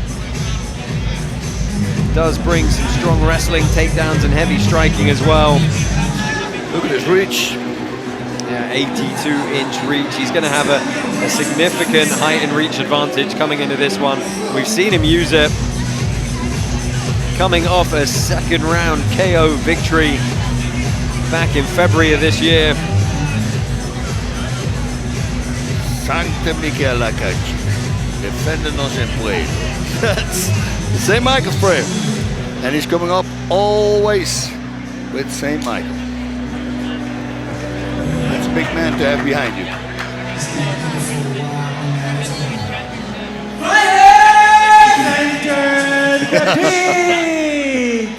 Excited. Well, our partners at DeLorean have now released the DMC token. Join their community today and be part of the most iconic brand in crypto. Getting in now is getting in early. Sign up at DeLoreanLabs.com for more information. Well, Olivera trying to lay a marker down early that he won't be bullied and pushed around.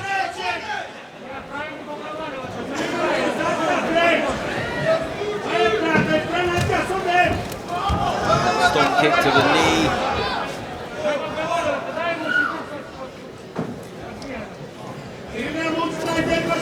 Little fake switches of stance. Very light on his feet is the Russian. Ooh, here we go.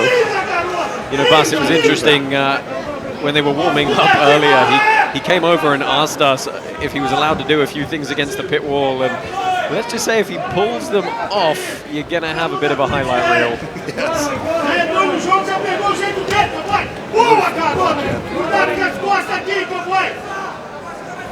Olivera not phased, coming back, getting the head movement going.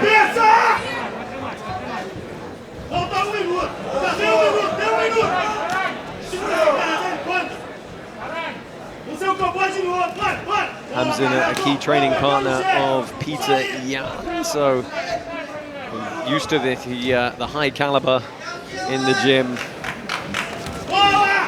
Boom. Beautifully timed takedown. Wait. Well, this is it. You're allowed to strike from either one knee on the ground or both feet on the ground, or one in the opponent, obviously. And he did. Yeah, Hamsin a little bit surprised by that stand-up, but that's a quick right on the way in. Olivera capitulating here, and Hamsin's going to land the ground and pound for the finish, surely. Huge straight strikes. The referee steps in to save him. done in less than 2 minutes for the Russian.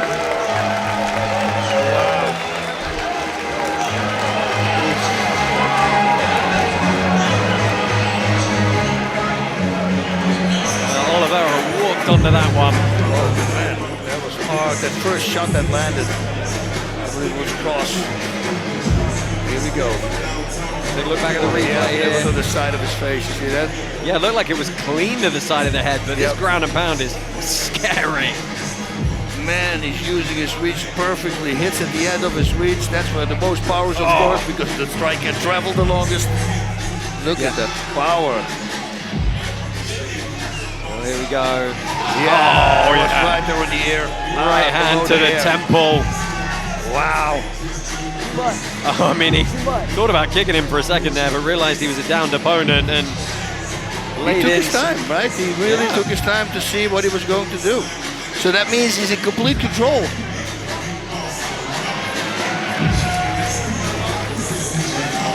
A little Stone Cold Steve Austin action there. Did you do that? Just with sports rings.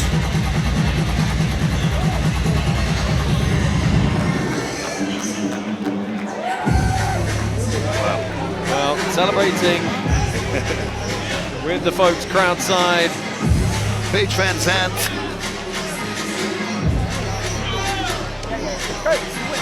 He's off to bump fists with a few more people. Let's see if we can get him back in the pit to get his hand raised. Clearly, he's going to have some celebrating to do tonight.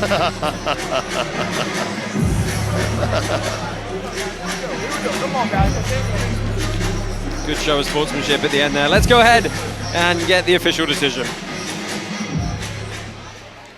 And your winner by technical knockout, Ilyas Kasim.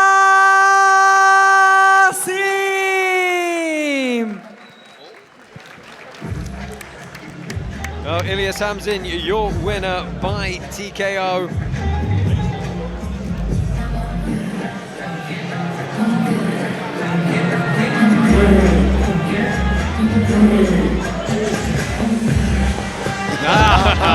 Nice. He just looked at Bass and did your famous celebration. He only did it once though, so Yeah, a quarter of the photos. effort.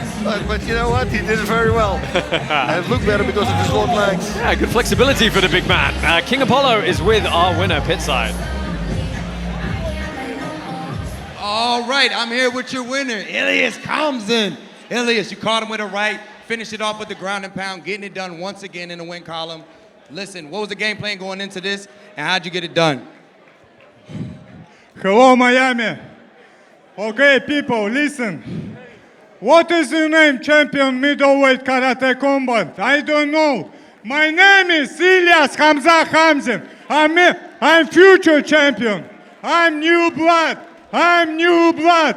I'm new blood. Karate combat is my home. My belt. Give me champion. Give me champion. Thank you very much, my team. Архангел Михаил, Горилла Fighting, ITT. Спасибо Алтушкину Игорю Алексеевичу. Игорь Алексеевич! Woo! All right, guess we don't need to know who he's calling out because he already made his shot. Make some noise for your winner. Thank you, Ilyas. And Apollo. Boy, I wish Ross Levine was still fighting. Oh, that would have been an amazing fight. Ross, are you listening? I think he's a bit busy right now. But yeah, Bas, look, Ilyas Hamsin, we said he was very calculated. He knows where his power lies.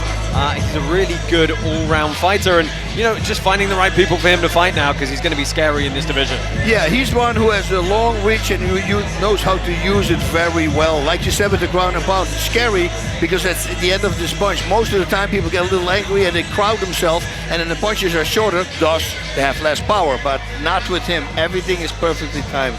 Yeah, kept his posture so well, very calculated, a very game performance from Olivera, but falling once more to the new challenger in the division, the man from Russia, Ilyas Hamsin. So much more action still to come. Before we crack on, a word from our sponsor, Hedera.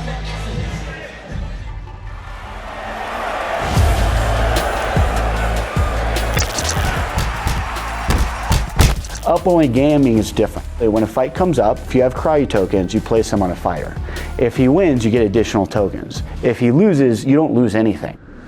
Web3 has allowed us to engage the fans and do things that we couldn't do with traditional tools. We're looking for 10, 20 million fans. Traditional blockchains don't support that kind of volume. We're enjoying the journey. We're really excited about the community's response within Web3 and traditional sports.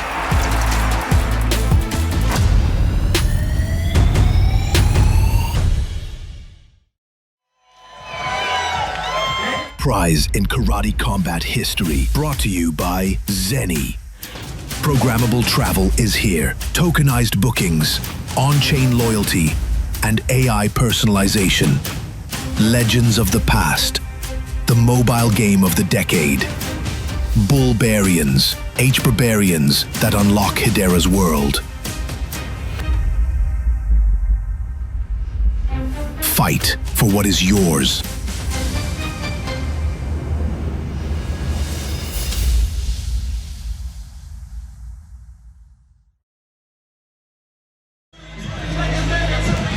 Welcome back to Karate Combat 56. 4 more fights coming your way, including, of course, 2 title fights. We've got that women's bout between Fani Peloumpi and Aline Pereira.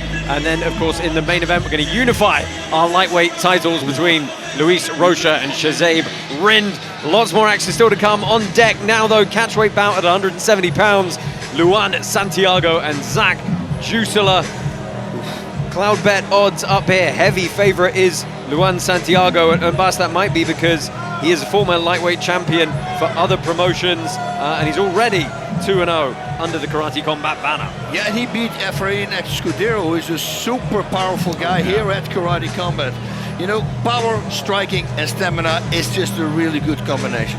Yeah, and he's fighting Zach Juusola, who has a lot of experience. It's his debut in Karate Combat before, but he's already taken out one of our crowd favorites in Brandon Jenkins. Yes, and that means that he's a very tough guy. So that's the thing we know. He said the game plan is going to stay cool and collected. He loves the jab and he wants the best fighter. So, well, he has to go through Luan first because this guy is really tough. Yeah, really, really nice, evenly matched fighter. Well done to our matchmakers here at this one. Luan Santiago and Zach Juusola at 170 pounds.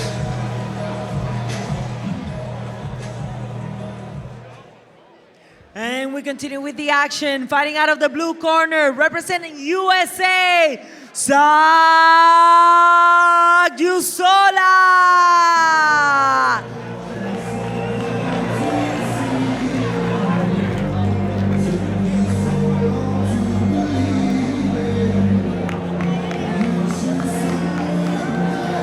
Zach Juusola fighting out of Las Vegas, Nevada.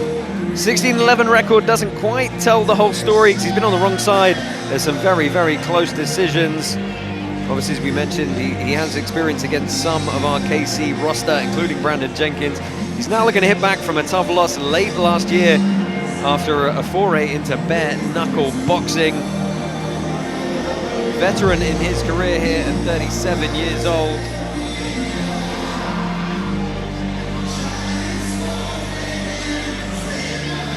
He's a realtor. He is a realtor. Yeah, he just locks the door and he says, buy the house.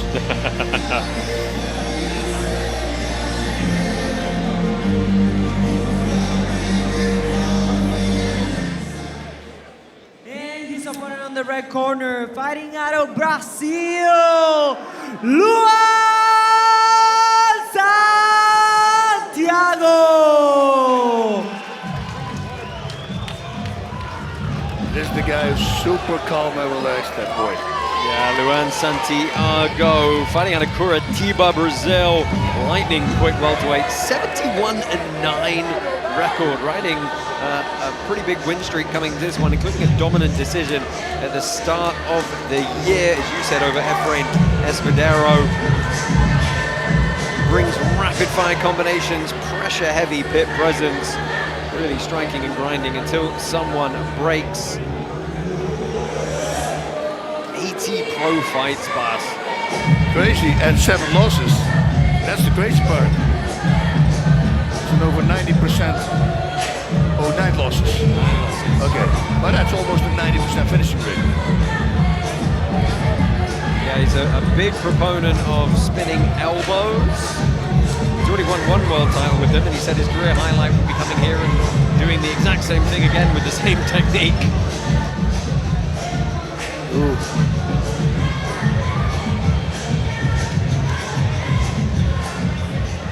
Fighters, enter the pit. Well, our partners at DeLorean have now released the DMC token. Join their community today and be part of the most iconic brand in crypto. Get in now is getting in early. Sign up at DeLoreanLabs.com for more information. Black pants Santiago, white pants Juusola. And a slip on that kick early. Look at the wrestling on the sprawl of Santiago. Not legal, but he does earn a stall to stand back up. Big calf kick. Southpaw stance for Juusola. Actually, southpaw stance for both of them right now. And again, that calf kick. He cannot take too many of those shots. Most of the time you don't flex that calf, and that is trouble. Yeah, Santiago is trying to bully him against the pit wall here. They lock up in a clinch. No, yeah, not able to stand any or throw any strikes, rather.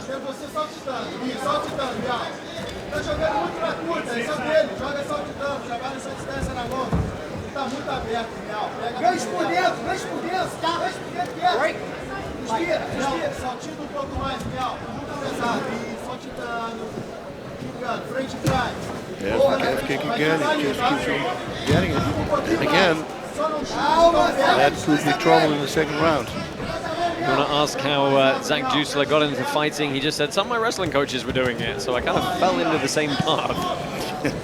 Monkey see, monkey do. Well, Santiago's been trying to work that lead leg a couple of times now. We had 6 kicks already.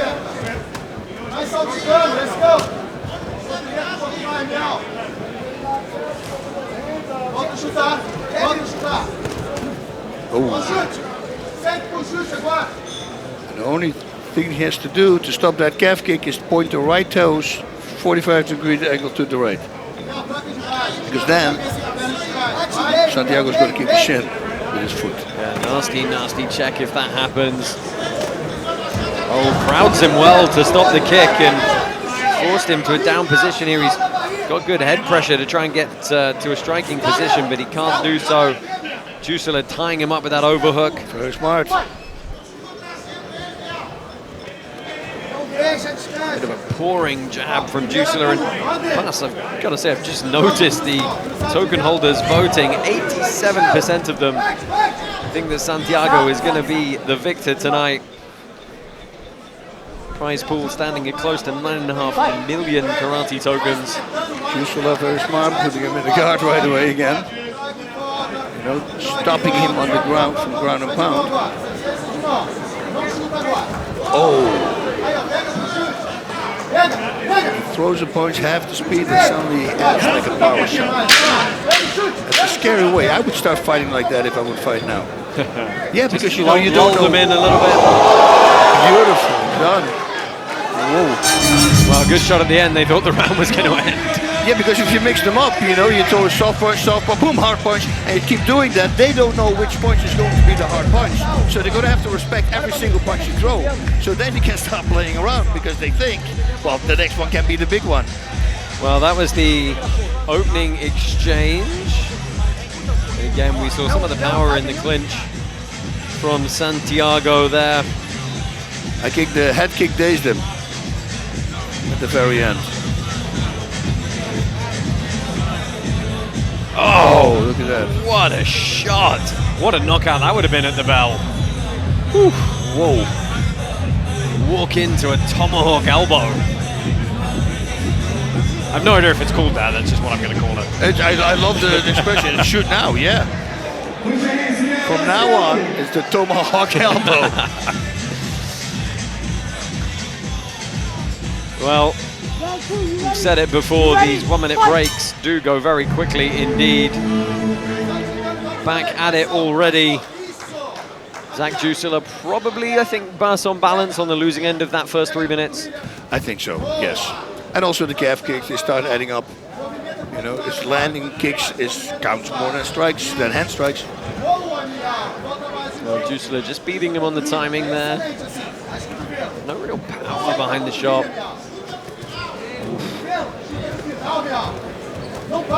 Nice cross from the left.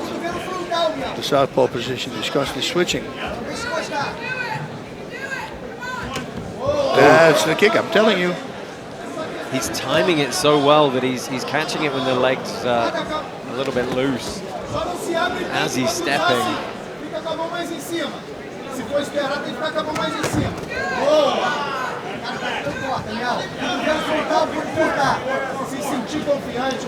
Juusola Bas with perhaps a bit of an awkward fighting style here. Yeah, which can be very distracting, you know, if you don't have an opponent to train with like that. Weird angles, pop. You have some snap on it sometimes. That's the thing.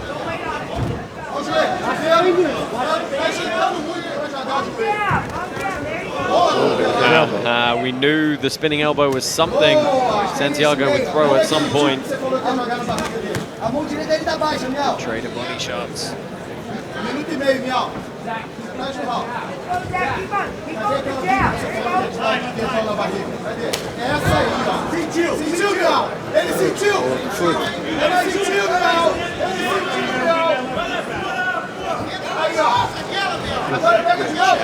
Yeah, the body now. Might have felt his toes digging in a little bit. Dig in a little bit. A minute left here in this second round. There's the dangerous position, very smart again from Juusola. Yeah, guard pulled to slow down, force the stand up.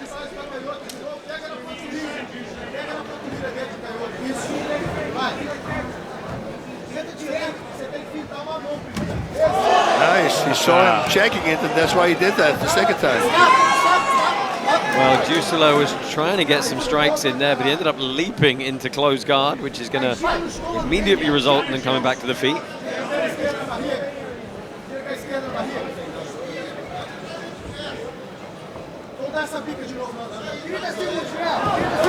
Oh, look at that. Feinting the crane kick into the hammer fist. Santiago is starting to have a bit of fun here with 15 seconds left. I told Dwayne to do that during the fight, and it became a straight mark.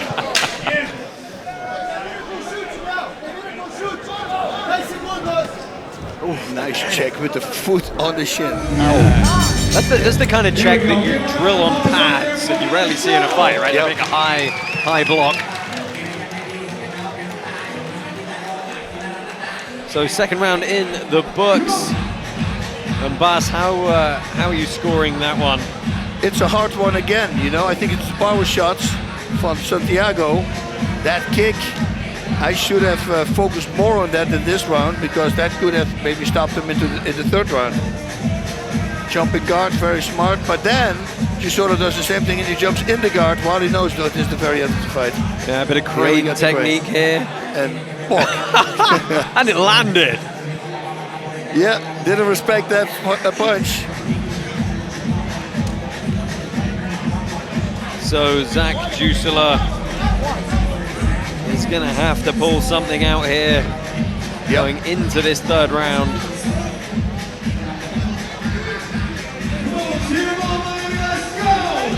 You ready? Fight!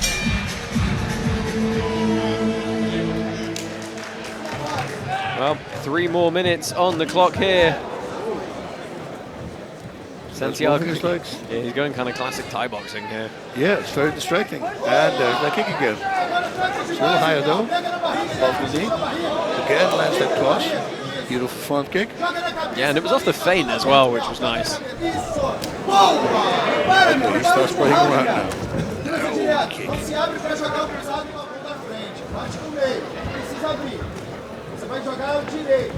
It's the only thing with our karate combat attire is you can't necessarily see the damage building up on the leg, but we assure you it's very much there. Oh, there's a tomahawk one again, but not jumping. Ooh, he's starting the left elbow. And some drunken boxing. I was just going to say, the drunken monkey style is back. Oh, tried the little foot sweep. I like it.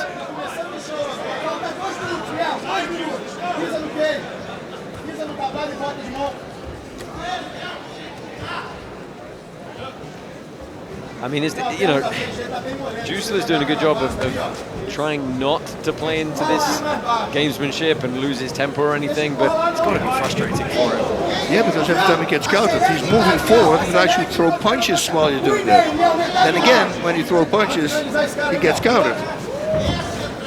So maybe that's in his head.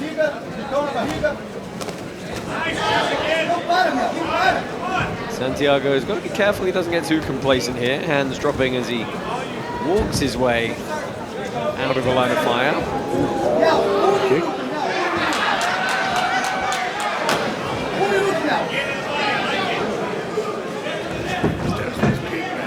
So heavy, dude. Thudding, isn't it? This shit. And here's the thing, it's going to the back every time. He's getting Juusola fully turned around with it. Oh, Juusola says, let's go. Nice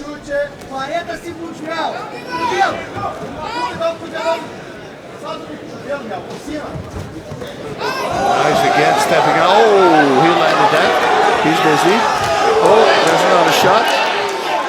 Well, smart thinking again. Yeah, he gets tied up again. He's only got 25 seconds left here. Let's see if Santiago looks for the finish. He needs to push himself away if he wants to. He needs space for that. Oh, great little turnaround and throw. Both fighters up, up. Get up. Oh, Juusola is going to pop back up, and they've got maybe one last punch. That is going to do it. To the judges' decision in this one, and Bas, I think it's going to be pretty comprehensively going the way of the Brazilian. Yeah, I believe so too.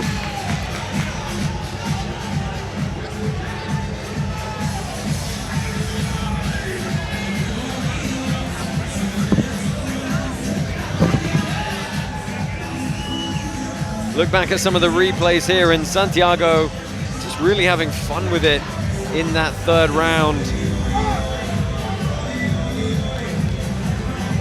So disheartening for your opponent when you feel like the guy you're fighting is just not flustered in the slightest.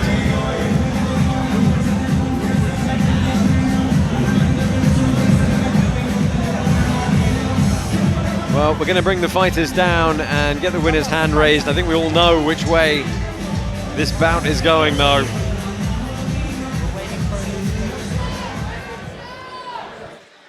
After 3 rounds of action, we go with the judges' scorecards. All 3 judges turning identical scorecards of 30-27. All in favor of the winner by way of unanimous decision.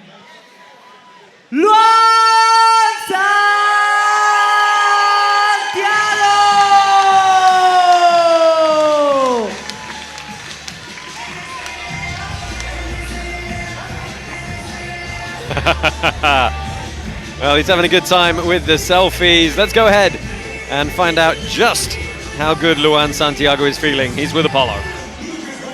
All right. I'm here with your winner, Luan Santiago. Another dominant performance. You came out with some amazing calf kicks, and you limited your opponent's mobility. Was that the game plan going in? Antes de mais nada, isso aqui é uma delícia! Before everything, it's so delicious. Boa noite, Miami. Boa noite, meu povo lindo. Segunda luta. Eu amo ver isso aqui, eu amo ver essa plateia maravilhosa, torcendo contra, torcendo a favor. O importante é torcer, não importa se tá ajudando ou tá atrapalhando. It's every time we fight here in Miami, it's so emotion because the crowd sometimes booing, sometimes be my side, but doesn't matter. This is a great party. Cara, o meu jogo é isso. Eu não tenho um jogo. Eu sou que nem a água. Eu sigo que nem o ar. Sou fluido, flexível, maleável e mais contundente ao mesmo tempo. This is my game. I don't have a game. Like a water. you don't know how she gonna do, but I do. All right, we gotta know though. You dominant performances back to back to back. We gotta know, who do you want next? Quem você quer próximo? Você fez uma back and forth, mas foi dominante a tua luta. O que você quer próximo para você? Quem você quer próximo para você? Eu sei lá, cara. A única coisa que eu quero é mais um cinturão aqui, ó. Meu presidente, meu homem maravilhoso. Bota o cinturão pra mim. My president, I don't want nobody, but I want the belt. One more belt. All right, well, you heard it. Luan's making this call for the belt. One more word before we let him go. Última coisa. Galera, vocês estão com pressa? Alguém tá com pressa? There's one more thing. Somebody here want to go home early. Então não tem por que terminar a luta rápida aqui, ó. Aproveita o show, foi 3 rounds de porrada. So I don't have to finish it quickly because nobody wants to go home. So you have to stay a little bit more. All right, let's go. Make some noise for your winner. That was a really fun fight, man. Fighting is stressful. Just ask those two guys, even though they have dozens and dozens and dozens of fights. But the key for Luan Santiago was when he relaxed and when he loosened up and he let himself go. He was no looking, even did the Karate Kid stance. No can defend. Karate combat, baby. No can defend, Bas. Well, if done right, no one can defend. Good performance from Luan Santiago. Unsurprisingly, he wants a shot at the belt as well. But, I think we can find someone else for him first, although he's 3-0 now in karate combat. He's 3-0, he's doing really well. I think his striking was, last time he was a little bit more explosive, right? Right. So, but that's, changing venues, that happens all the time. But yes, I think get another fight in first, make it 4-0, and then say, okay, let's go for the belt. Yeah, we've got 3 more fights coming your way. Lots more action. Don't forget 2 title fights as well. Very quick, short commercial break. Here's a word from our sponsors, Hedera.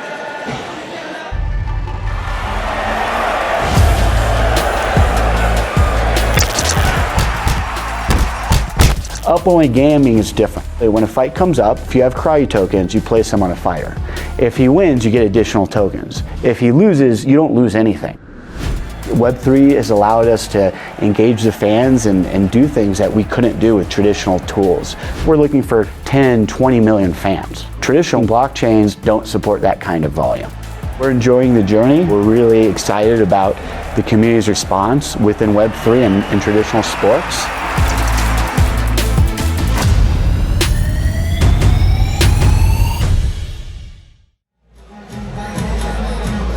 Welcome back to Karate Combat 56. It is all happening here. It is always a party at Karate Combat events. Crowd getting stuck in well and truly.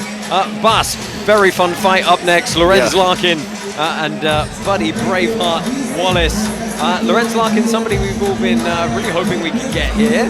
And happy to see him now. 15 knockout wins, a real veteran of all of the biggest shows in the world. And he beat some really good guys. I was a huge fan of him and in his mixed martial arts career because he's a sniper. He's a really great striker. I can't wait to see what he's going to do. He's going to be accurate and he's going to beat big names here. That's his game plan. Yeah, but he's got a tough opponent in, a veteran of Dana White's Contender Series and multiple-time champ in various other domestic promotions in Buddy Wallace. Yeah, and he said he's in the bloodline of William Morris from Braveheart. So we're going to have to see and find out if that's true. He's got a 9-week training camp. He looks for the best finishes and he's going to get one tonight because he wants to continue at Karate Combat. Yeah, I mean, Buddy Wallace, currently the number 2 ranked middleweight in the whole of North America outside of the UFC. So it'll be very, very interesting to see how this one plays out. We do get some great matchups here. This is your third from last fight of the evening. Lorenz Larkin and Buddy Wallace. And boy, look at those club bet odds. Lorenz Larkin, minus 926 favorite. Miami, we continue making history tonight. Fighting out of the blue corner, representing the USA, Ronda Wallace.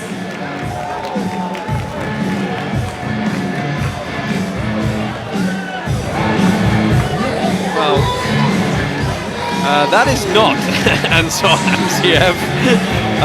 Awfully sorry for that, Mr. Wallace. This is Randall Buddy Wallace. Very happy to have him here, bringing 23-11 overall record into the pit tonight. Had a really good run going until recently. He is coming off decision loss last month at CFFC, but very, very experienced. Really says, you know, he just enjoys the basics. And his ultimate goal in fighting is to hit at least 50 fights. Well on the way to it there, you can see. The basics are always the best. I tell my students, don't start getting flashy until you have the basics down. And a lot of people, they focus on all the flashy stuff. Don't do that. First basics, build on that, and then start going flashy if you want to be flashy. Because if it works, why would you?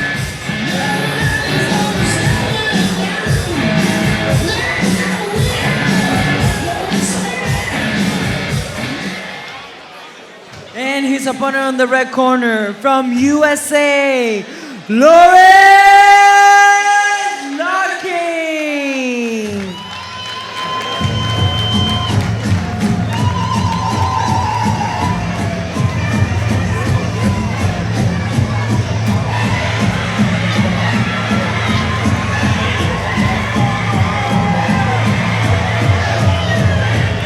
Lorenz Larkin fighting out of Riverside in California.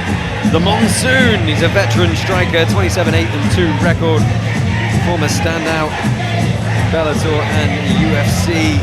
He's got some very crisp combinations, some very strategic footwork, as you heard Bass say in the opener there. He is a real sniper, a wealth of creative techniques. He's carrying back-to-back first-round knockout finishes into this one, so some great momentum to match his pro-level fight IQ. Big promotional debut here.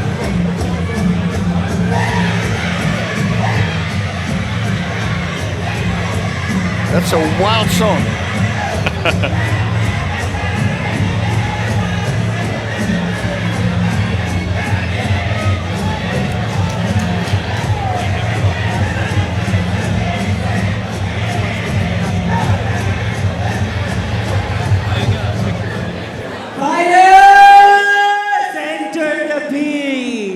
Still have time to sign up and get your bets in on the next fight with cloudbet.com. They're the official crypto sportsbook and casino of Karate Combat. And tonight, new players get double the welcome package up to $5,000 in cash. Head to cloudbet.com/karate and place your bets now. White pants Wallace, black pants Larkin. You see how he throws that punch? No load up whatsoever. Bash, you got to say, these guys look like filled out middleweights, don't they? Got some power. This is going to be exciting. Yeah, I have to wonder if he took the odds made by CloudBet personally in this one.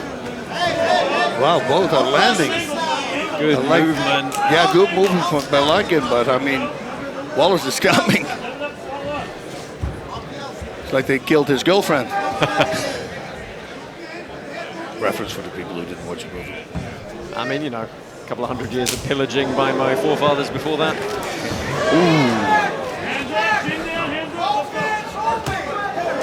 Beautiful low kick.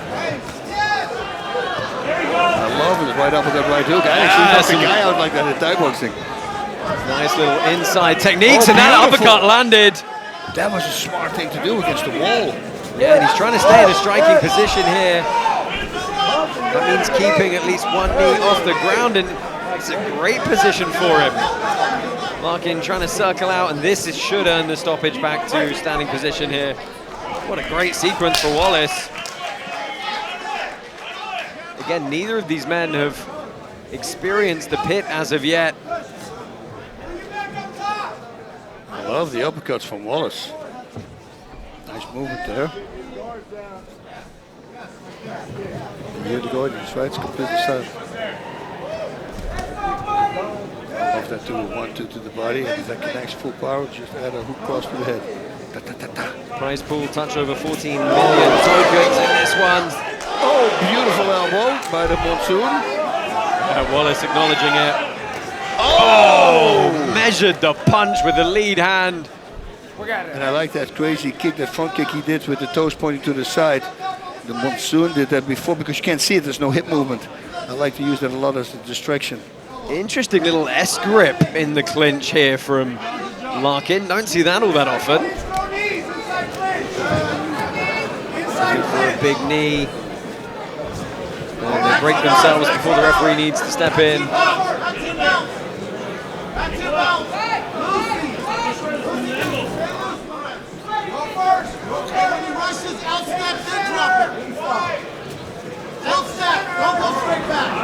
Wallace trying to work his way through.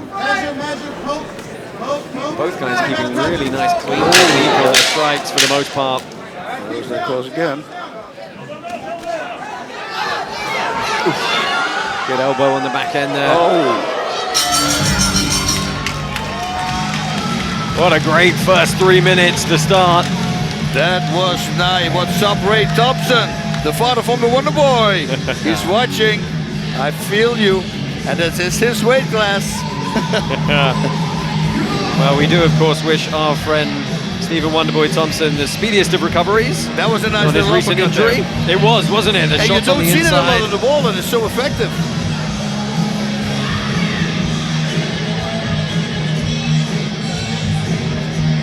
And these were some of the shots at the end, and that is one of those elbows that would have been lights out if it had landed.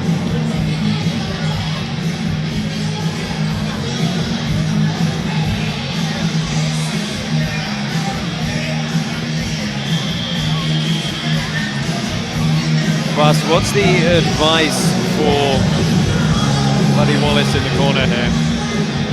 I would lazy punch and wait for a counter, and then try to counter that counter, because the counters from Larkin are very fast. Right now, Wallace just goes forward.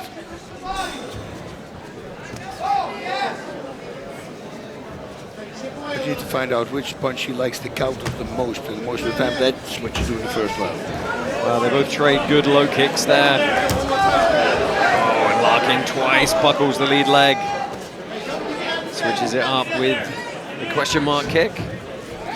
Beautifully countered there. Pushing the leg to the side and coming right away. Oh!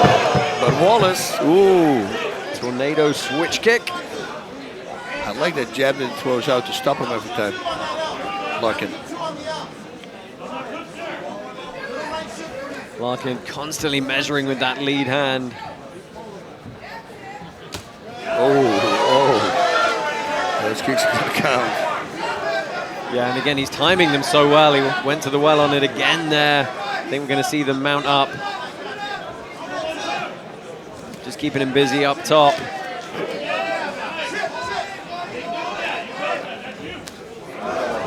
Nice uppercut there. Oh, man.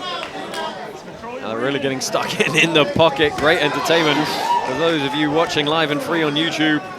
Thank you for joining us here this evening in Miami. Oh, run again. Oh, beautiful comeback right away.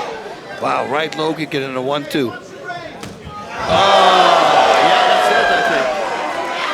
Yeah, he can't walk. I think he can't walk. Oh, buckled the leg, looking for the finish here. Let's see if, well, he's going to have to stand back up now, and that's a great move, I think, from Larkin. Force him to stand back up. Yeah, he's hurt. We're going to see stoppage to leg kicks, maybe. Well, he switched stance now. About a minute left in this second round. After all the fighters, that's why it's good to learn to strike from the other position as well, because you never know if something like this happens, or you hurt your cross. Yeah, Wallace is digging in there, isn't he? Yeah. Still trying to get some shots off, and they're going to have some fun to them. Oh, big shot. And he's measuring with the jab, and there the cross comes after the whole time. 35 seconds left, trying to use that front leg to keep some distance. Oh! Larkin just nodding as they come in. Again, Larkin go to the well on that right elbow. What do we say? Sniper-like, right? Unreal. 15 seconds left here. Looks like he might see it out of this round. Possibly one last flurry here from Larkin. Ooh, wow, throwing the wheel kick. Yeah. Oh, the left lands right at the death on the buzzer. We're going to get a third round, assuming that Buddy Wallace can ascend the pit wall. It's one of the nice quirks of our arena. Oh, well, he does. No issues. Problem. Look at this replay. Wow. Oh, just times it so well.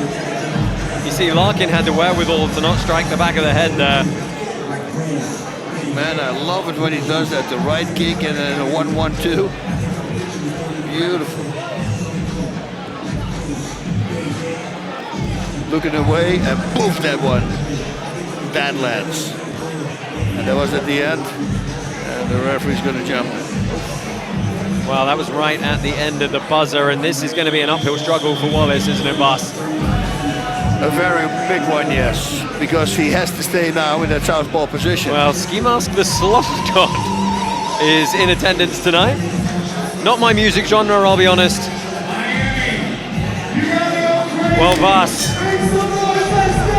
Buddy Braveheart Wallace is about to ask himself if he would trade all those days from this day to that to stay stuck in this fight. It was a smart move there, but to go for a takedown. He is staying in there. Very tough. Oh, he's throwing. He knows he's behind, I imagine, Bas, so he's going to go for it here. Just see how Larkin moves back and counter. You know how difficult that is? And he just does it like it's nothing. Especially with any power, but that's a nice elbow from Wallace. He's trying to bully Larkin and against the pit, take away some of that movement. Gotta get shots off here, though.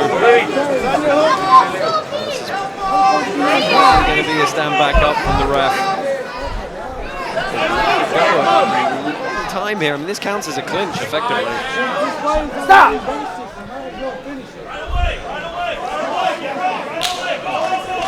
Is that perhaps a good tactic for Wallace, Bas, try and just get hold of him, slow him down, and just use uppercuts on the inside?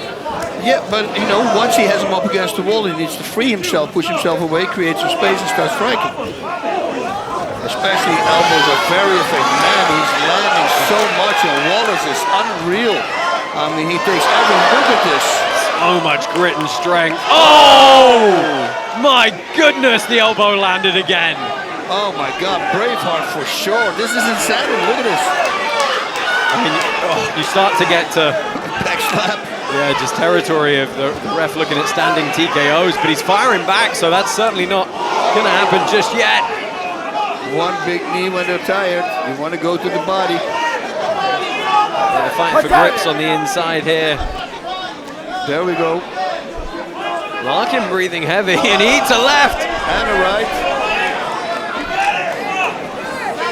I think Buddy Wallace is earning some fans here tonight, as obviously is Lorenz Larkin again. Again the elbow. What is this man's head made of? Oh, man. Oh, that one dropped him a little bit here, and another big one comes in. He's turning and trying to hide his head. But as long as Larkin keeps punching here, he's going to stay stuck against the pit wall. 30 seconds left. Just got to watch the back of the head. It's the body now. Right in front of Paige Van Zandt. She's enjoying this a lot. Yeah, you see one Look again. at him. He's still thinking. He's still going. Up, guys. Man. No single, no single. Wow. What a warrior. That's crazy. Absolute dog is Buddy Wallace. Lorenz Larkin, though, boy, did he put on a clinic towards the end now. Yeah. Picking his shots, throwing with intensity. He's got to be wondering what on earth he had to do to get the TKO victory. Man, yeah, both these guys, everybody respects Mr. Wallace, that's for sure.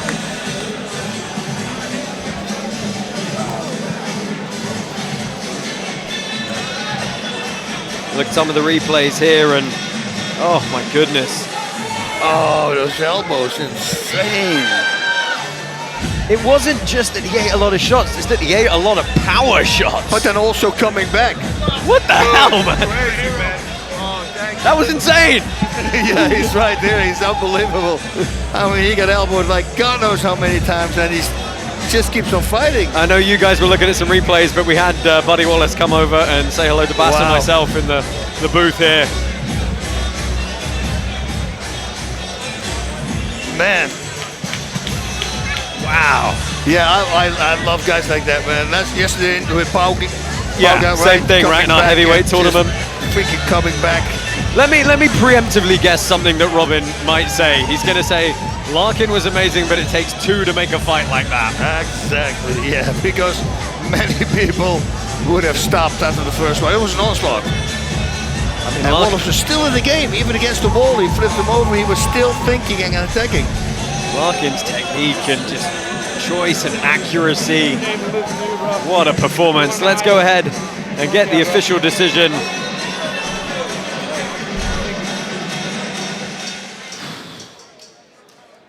And your winner, by way of unanimous decision, fighting out of the red corner, Larkin!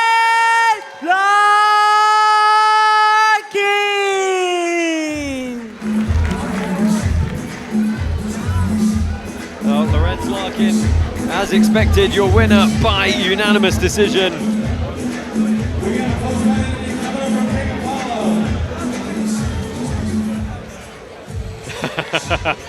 And here we go. We were just let's go ahead and find out what Robin thought about that scrap.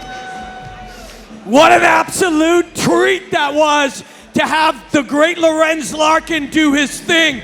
But man, I've been watching and studying this man for decades, and he has hit UFC fighters, Bellator fighters, fighters all over the world harder than he, less hard than he hit that man. So hats off to Mr. Wallace. What makes Lorenz Larkin so special? Some fighters are artists, some are athletes, some are dogs. Lorenz Larkin is all that and more. He put on a clinic. We are all better for having seen it. Lorenz Larkin, my friend, welcome to Karate Combat. All right, I'm here with Lorenz Larkin, who just made his Karate Combat debut with the absolute masterclass. Tornado kicks, elbows, debilitating leg kicks. You did it all tonight. It's safe to say, this may be, it looks like your home here, man. I agree, you probably made a lot of fans tonight. Boss man, is this where you land? Man, let me just say, this shit is totally different than what I've ever done in my life. But the atmosphere is fucking crazy. There's so many people that right here on the mat. And it gives you like that extra. Don't get me wrong, that third round, when I got him against the wall, I was fucking tired. But I'm right here on the wall and I see people like, go, fuck go. And I'm like, okay. So it's a great organization, man. It's fun. I think everybody should fucking try this, man. It's like, it's legit. It's almost like a street fight. People out here know, they've been in street fights. That's what it's like for me.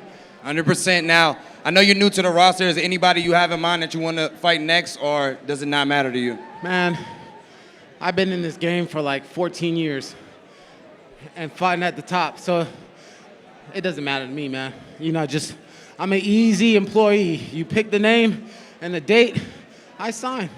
We love it. We love a company man here at Karate Combat. We appreciate you for being on the mass class. Make some noise for your winner, Lorenz Larkin. I just want to give a big shout out to Lily. Happy birthday. Kelly, Rondell River, I love you. King Shocks, and my freight staff. Let's go. Let's go. Oh, thank you, Lorenz Larkin. Bast, you know, he said it. This is just different. I mean, if it doesn't, I know it comes across on TV, but, you know, when you're up against the pit wall, the spectators, everybody, we're 3 feet from you with no wall. It's just so different. It is. It's like Fight Club. It really is like a street fight. Everybody's intense. And like you said, it helped him. Because he was so tired, but the people started shouting, and then he started hitting again. So it's only better for us when things like that happen. And look, you heard it from him. He's been doing this a very long time at the highest level. Man, I cannot wait to see him compete in this pit again, because that was just fun. I mean, it wasn't fun for Buddy Wallace. I mean, that guy's insanely tough, but it was great to watch. It was dynamic, it was creative, it was, as Robin would always say, artistry as well. It was just a fun thing to watch. And it will be a great opponent for Hamsin, right? Right, same division, same division. That would be something. Awesome, I think we just did some matchmaking for you. We'll take that extra check as well now, please. Let's go ahead and find King Apollo. He is pitside somewhere to talk a little bit more about our sponsors, CloudBet. Shout out Josh Palmer, thanks for that. Now listen, if you're at home or in the stands right now, it's time to get involved at cloudbet.com, our official sportsbook and casino partner of Karate Combat. Now let's take a look at this co-main in this main event and the odds that you have here. Now, we have Shahzaib, Rind, our interim champion, coming in as a favorite, but Luiz Rocha has been a champion for a while. So listen, that underdog could get it done. And also, you have Aline Pereira fighting for the belt against Paloumpis. And listen, Paloumpis no slouch, and neither is Aline, so a lot of good odds here. You can take the safe route, or you can get your money up. Go to cloudbet.com/karate and make your bets now.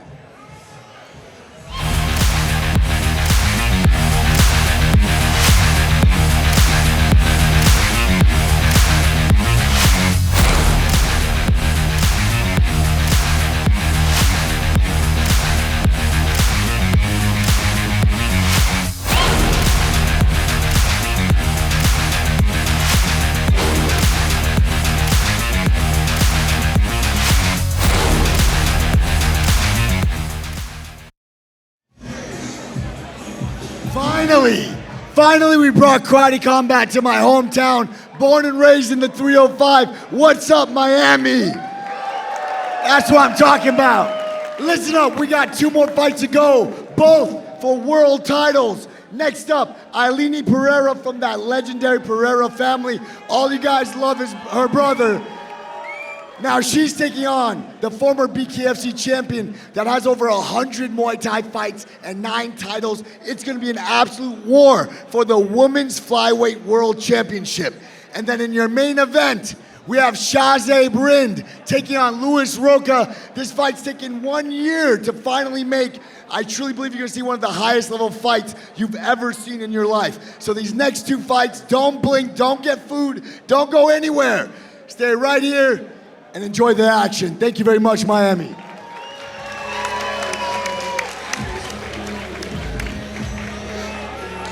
Yeah, thank you, Asim, for that quick intro there. Our BAS title fight time. We've got 2 of them coming up. Let's talk about the first one. It is for the women's belt, and Aline Pereira taking on Fani, the warrior princess Peloumpi. Aline Pereira, we've seen her a couple of times before. She's really just got it done with the left hook to ground and pound both times. She's looked very technical, she's looked very composed, really on a tear right now. Yeah, I like her a lot because her guard is really good. She sees everything coming, she reads her opponent very well, just like her brother. I mean, they're like in sync very much, and like you said, the left hook, when it lands, it's lights out. I think it's going to be a very tough one, a tough fight for her opponent tonight, although he has over 100 fights. And fought in Thailand, lives in Thailand, trains with guys as well. So a super tough lady, way more experienced, but can she pull it off? Because, you know, once somebody uses length very much, and that's what Aline Pereira does, she uses her length and her reach, she keeps her at bay, and she's going to pick her apart from the outside. But then again, you never know, man. These Thais, they have these great takedowns as well, flips, knees, they have elbows. It's going to be a good one. I'm super excited to see the kind of change in styles here from the kickboxing of Pereira versus the Muay Thai. Obviously the bare knuckle experience as well. I mean, this lady is tough. She's had a tremendous amount of fights. This is going to be a good one. Let's see how it plays out. It's time for the first of 2 title fights. This is Aline Pereira and Fani Peloumpi.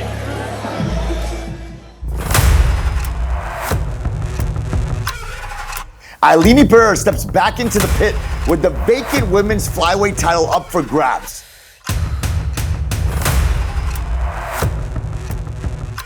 Meu nome é Aline Pereira, eu sou do Brasil, São Bernardo do Campo. Eu tenho muita força e eu tenho garra para vencer.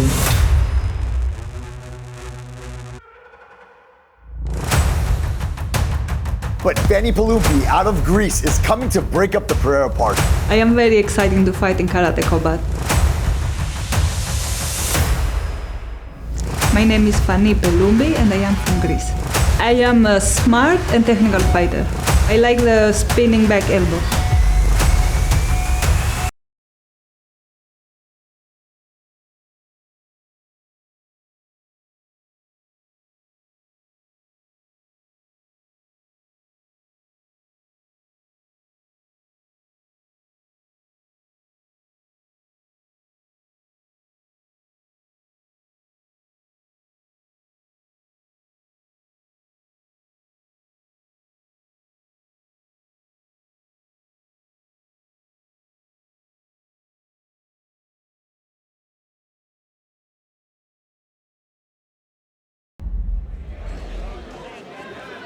Caballeros, este es el evento coestelar de esta noche, ladies and gentlemen. This is the co-main event of the evening. Fighting out of the blue corner, representing Grecia, Fani Peloumpi.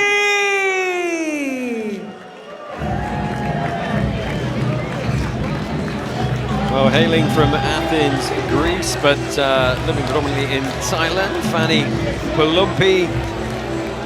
Great forward style, huge record, as we said, 78 and 39 is her pro record. Slight underdog with our betting partners today.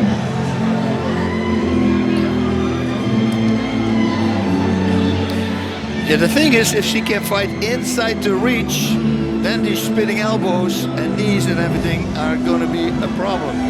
But Pereira is so good at keeping her away, I think. Yeah, surprisingly, Bas. I mean, you know, Greece perhaps a not hugely represented country in the world of professional combat sports, but our third Greek to compete here at Karate Combat. See, we love everybody, that's why. Bring them in. We got a great event in Greece, actually. 55 minutes, all knockout.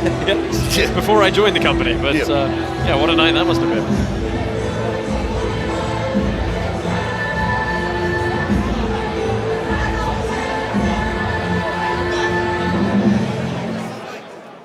And her opponent on the red corner, representing Brazil, Aline Pereira.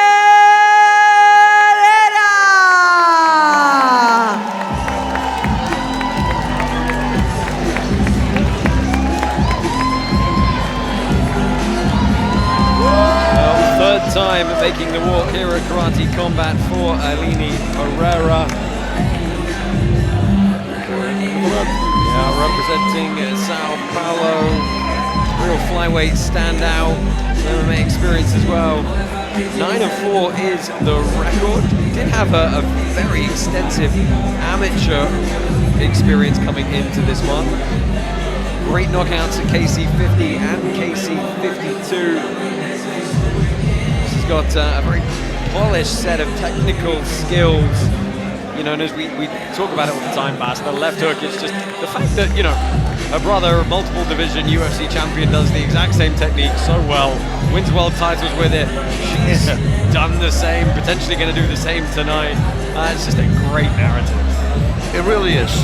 No, but this is Karate Combat. It's a little different. We got the elbows in here now as well. We got also the takedowns, the clinch. And like I said, in Thailand, there's a lot of throws, right? They grab the leg and then they throw. Let's see if we can see something like that. And sometimes in the clinch also you see the Thais throw each other. Now, I see that all the time with the Thais, with the guys. But yeah, I never actually saw women bouts, I gotta say now.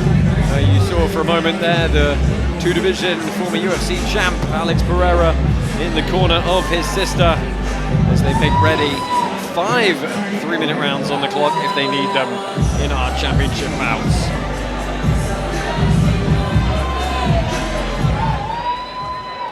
Fighters, enter the pit. Karate Combat 56 is powered by Hedera. The H-Bar Foundation helps brightest minds in Web3 take their ideas from on-brain to on-chain. Check out hbarfoundation.com to learn more. Okay. So slight reach advantage for Pereira here. You see that kind of classic Thai boxing guard of Paloumpis.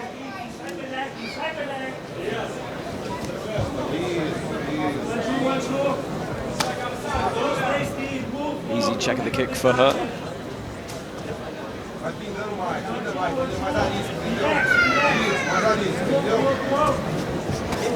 And you want to talk about veteran status, 45 years old is Paloumpis Bas. Wow. Well, she said age is just a number, and she's right. I'm feeling great. I'm 60. Oof. Our token holders very, very heavily in the corner of the Brazilian for this one. 9 out of 10 of them voting on our Karate Combat app believe that Pereira is going to be victorious.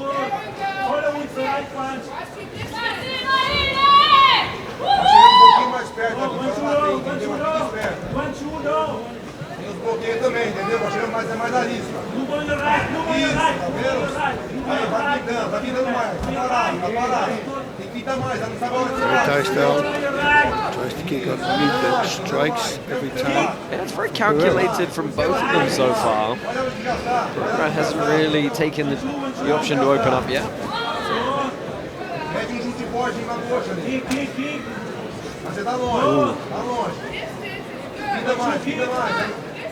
Nice inside low kick. Vamos fazer uma entrada de leve direto. Vamos lá. Vamos fazer entrada, mas tem que ficar mais, tem que fazer isso.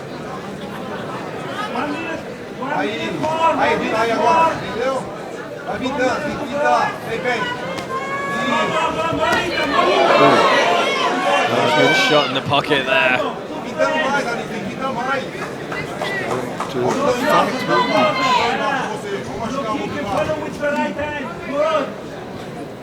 Sempre respirando. 30 seconds. Vamos lá, direto, vamos lá, dá aí. Nice jab, stiff. Low kick inside. Could be a great setup for the left hook. 1, 2. Faster, don't waste it. Move on your right. Interesting what Paloumpis is doing, showing that it's a rear elbow. 15 seconds left, a tentative, kind of calculated first round here. Nobody giving too much away. Nice. Beautiful, 1 2 landed. That's the kind of stamp you want in the last 5 seconds, isn't it? Yeah. But now she knows. She's in range right now, so now she knows. I would throw across if I was Pereira. She will counter with an inside low kick, because that's her favorite counter with that. And then right away counter an inside low kick with a cross. Put yourself your body weight into it, so you jam it, so to say. And then you go back with a cross. So cross, jam, cross. And that might be a landing punch. And Mrs. Peloumpi, I think she needs to come forward. She needs to come forward, she needs to fight closer to her opponent. Which is hard, of course, because Pereira knows how to keep the distance, but still there she will have more success. Do we feel that was a fairly even first round, Bas? I would think so, yeah, because listen, Peloumpi landed a lot of kicks. Right. So that's got to count for something. But like I said, Pereira found her reach. She knows now that she can touch it with this cross. Well, let's see if either of these two fighters takes a chance to open up a little bit more in this second round. As we said, they have 5 rounds in championship fights, so slow start, fairly smart perhaps.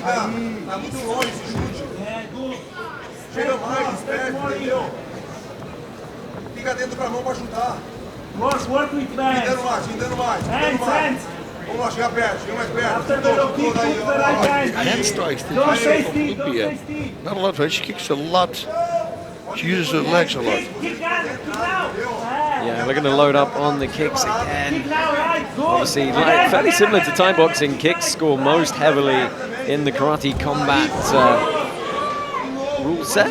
Yeah, but still, you know, if her strikes, if they're good, maybe she's doing this on purpose, right? And suddenly she explodes with hand strike.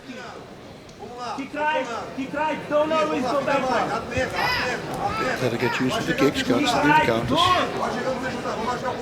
And then suddenly start with hands. Pereira continuously pressing forward here. Around her a little bit, that's a good jab. First bit of clinch work here, and they're going to a stall, both happy to break and separate. A little bit of damage on the face of Peloumpi here. Don't stay still, don't stay still.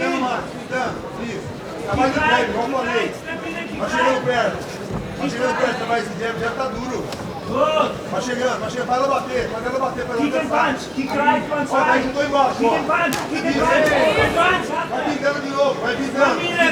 1 minute. Peloumpi, we've seen her a few times there, parry with the open hands. There's a nice counter.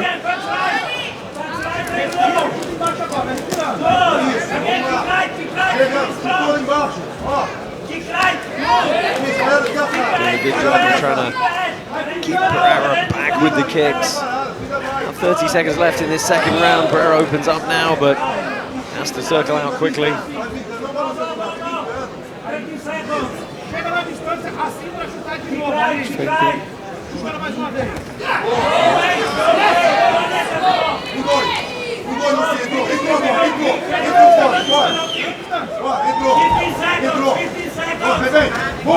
Nice cross, nice hook.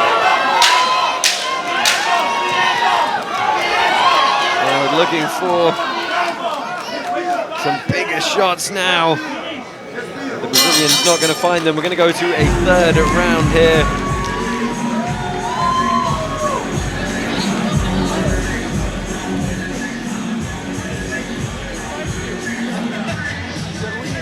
Yeah, Paloumpis also said that she lost the spin elbow, like you said, but she also lost like the push in the face. I wonder what the push in the face is. I did see that and wonder what she was talking about. Maybe push kick to the face? Yeah, you would think, right? That's what the Thais do, but unofficially that's considered like a bad thing to do. Kicking somebody with the foot in the face, with the bottom of the foot, yeah. In Thailand, from what I heard. It's like a disrespectful thing to do.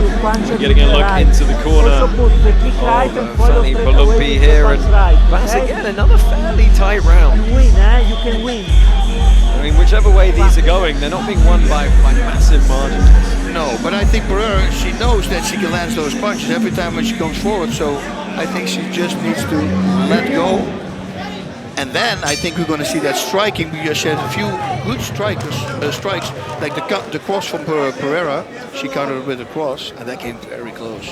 And it was nice speed, nice power.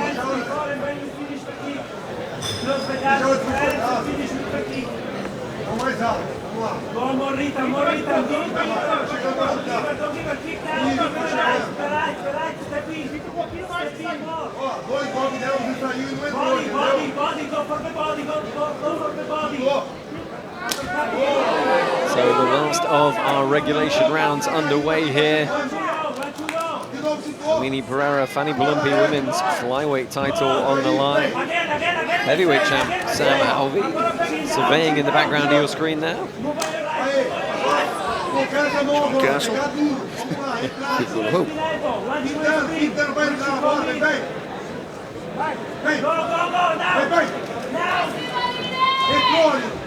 Vamos lá, beleza, acho que eu tenho, beleza. Kick inside, kick inside, kick inside. Mas é pra chutar também, entendeu? Como o Budiero vai chutar. Right kick, right kick. Vem chutar ela. Good.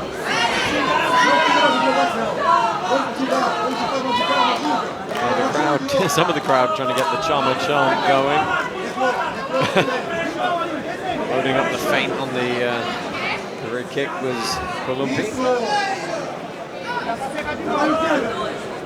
We constantly try to counter those kicks because they don't have a lot of hip in them. They land, but not a lot of power, so you should counter. Get it beautifully done with the cross. But again, you got to jab it, so you're bringing your right shoulder back while you're doing that. So the jab is the load up for the counter, and then just fire, pop, pop.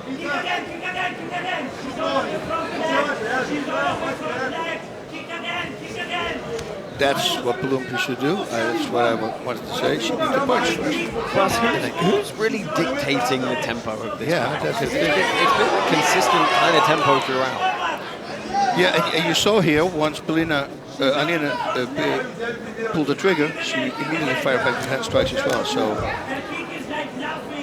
Aline Pereira knows this.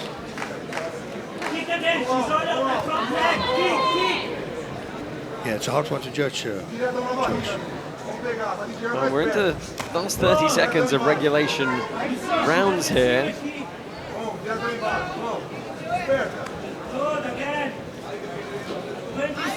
Just, you feel like somebody can seize the initiative and seize the momentum with something a little bit more decisive. Exactly. That had a bit more zip on it. A lot of zip.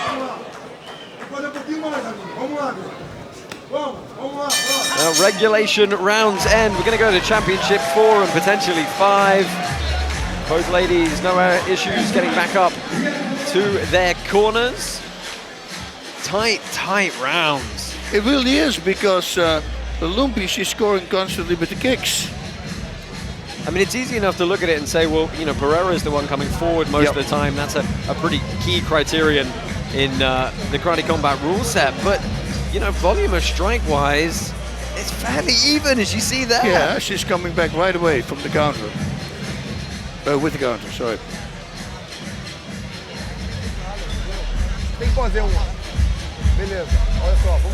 Do you feel as though Pereira is using her reach effectively, her advantage effectively? She's doing that, but she also has the power to just make like the cross, like a really fast one. They're hard to counter, you know. But if you do just a cross or just a hook, that's easier to counter. Make it a combo, pop, pop, pop, comes forward right away. You want to see bigger shots chained together. It's That's a little bit single shot tit for tat right now. Exactly. Well, round 4 underway. Reminder, we still have the unification of the men's lightweight belt coming up at the conclusion of this bout. Luiz, Rocha, Shahzaib, Rind are going to perhaps settle some differences. Something tells me they won't be particularly friendly afterwards anyway, but we're going to find out who's the undisputed lightweight champ. A match about a year in the making. Those roundhouse kicks too, you know, yes, come back like that. That's what I just wanted to say. You can counter those, the single kicks. Way slower, there we go, there's the left hook. Oh, there's some intensity in the eyes of Pereira there. We got a great shot at the angle they were facing, and actually just wanted to sit on the punches a little bit more there.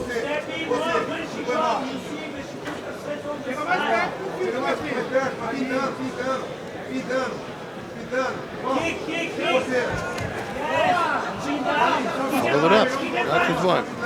Add a cross to it.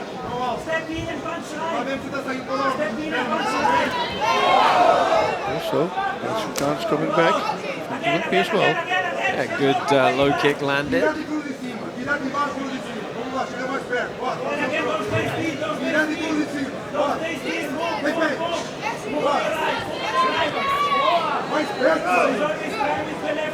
Well, they're definitely letting loose a little more on the power front now. We got it.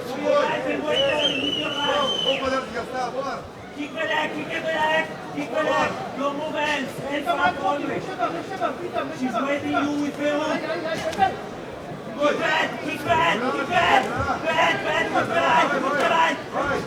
So, Bas, you want to see bigger combinations from Pereira? What do you want to see from Paloumpis? Hand strikes and followed it up with the kick. She did that in a round when I said she needs to do that, and she landed it. The single kicks, and especially the left one, they're nice, but they're not enough power to stop a fight. So you can counter them. So you just take them and you counter them. And if you counter with a cross to cross, that would be great. Or a cross liver cross, you switch it. There we go. But it's also because we know the power of Pereira, you know, and you want her to throw out the power to show it. Right, we know Pereira has potential knockout power, less so Paloumpis. 15 seconds here in round 4. There we go. See? Well, you see Paloumpis comes back with some great strikes as well. She does, and straight shots as well. Like, she's sticking to a game plan. She's staying technically composed throughout. This is a close bout. I'm telling you, this is going to be very hard to judge.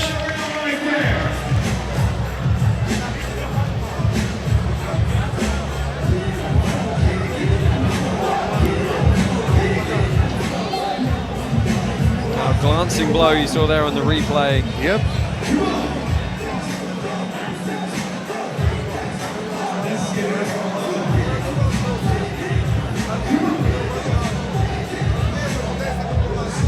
You ever say the eyes of both just missing, that left-landed just. You see, and then right away from that moment, there's that break, come with a cross again.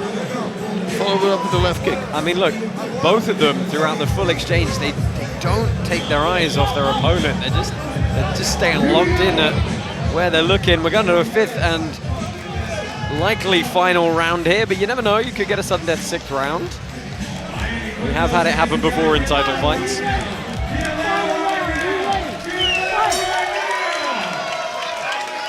No. 5th and final round women's flyweight title.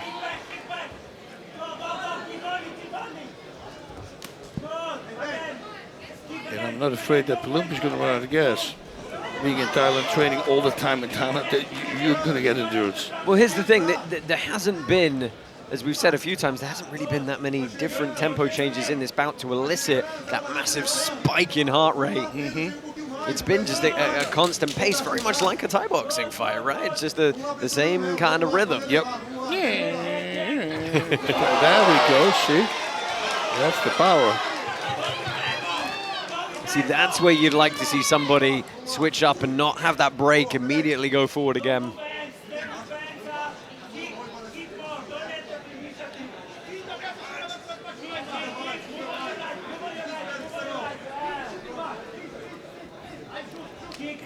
She needs to let go of both of them. They say those kicks are scoring, but they're not landing with any significant damage. You feel like you could just sit on a cross and take the kick.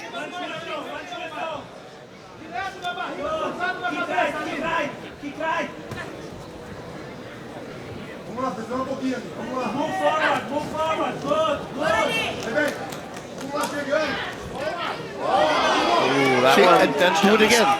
You can keep doing that. Punch, get out, punch, get out, every time. She went to the body, but immediately ate a body kick back.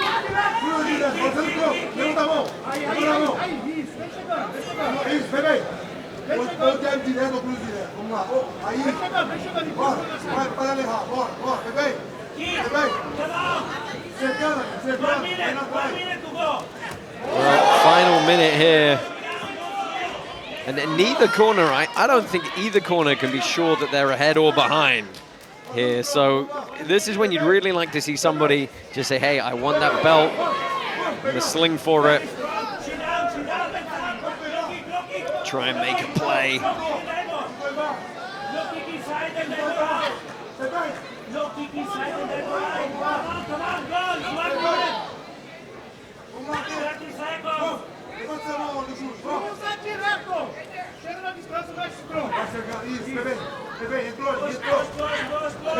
Yeah, she's learning the kicks as well, constantly.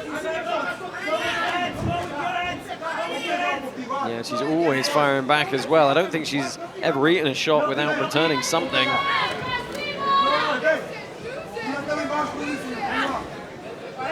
Final 10 seconds here of this title bout.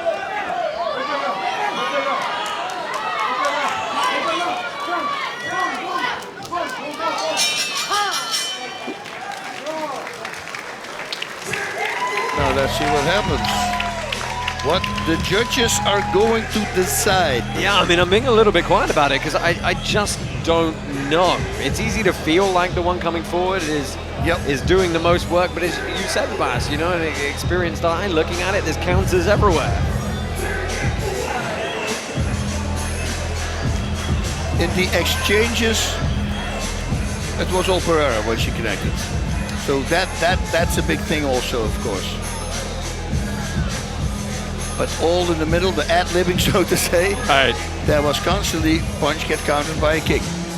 Yeah, see, both corners being very sensible here. They don't know if there's going to be a sixth round.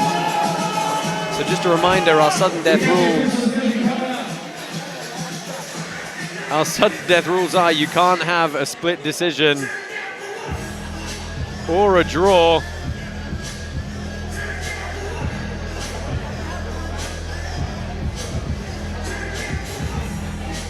Well, we're just...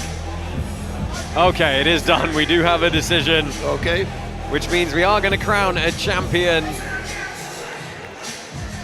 Let's go ahead, get these two ladies in the pit, find out who's going to get that big gold belt strapped around their waist. Yeah, so then if you think about it, the punches going back and forth with the kicks and the punches that, you know, they were trading. But like I said, the times that Pereira attacked, those were landing as well. And I think maybe they're going to count it on that.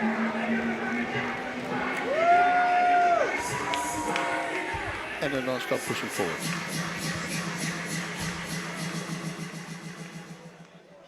After 5 rounds of action, this is the final decision. And your winner, by way of unanimous decision, Aline Pereira!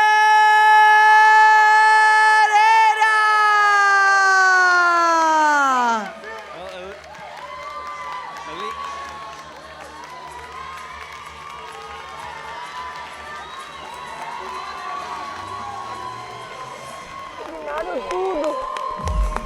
Muito obrigado, tá? Por ter acreditado em mim e no meu potencial quando eu não queria. Well, Aline Pereira is your women's flyweight champion. She gets congratulations from her brother Alex Pereira there.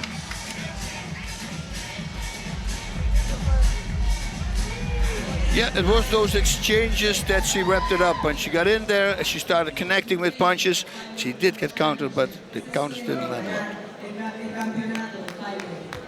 Eu me sinto muito feliz. Esperei muito por esse dia. Foi muitos anos de trabalho, duro. E eu só tenho a agradecer a Deus.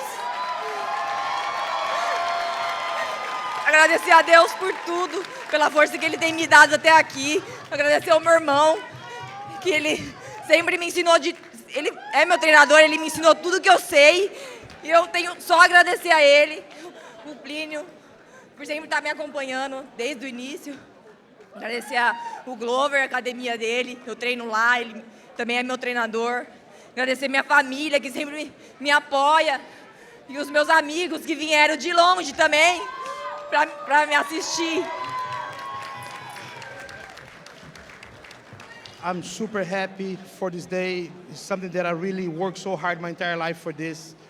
And I cannot even describe the words. I really want to thank my big brother, Alex, for everything that he did since the beginning, for training me, for taking care of me. I want to thank Plinio for always being with me from the beginning. Also, Glover Teixeira, his gym, the gym that I train. So my friends that are here in attendance. So thank you very much, everybody.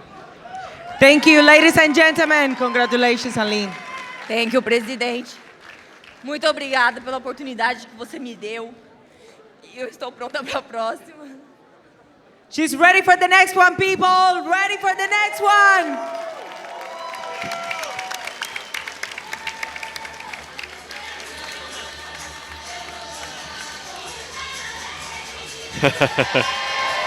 Oh, Chama.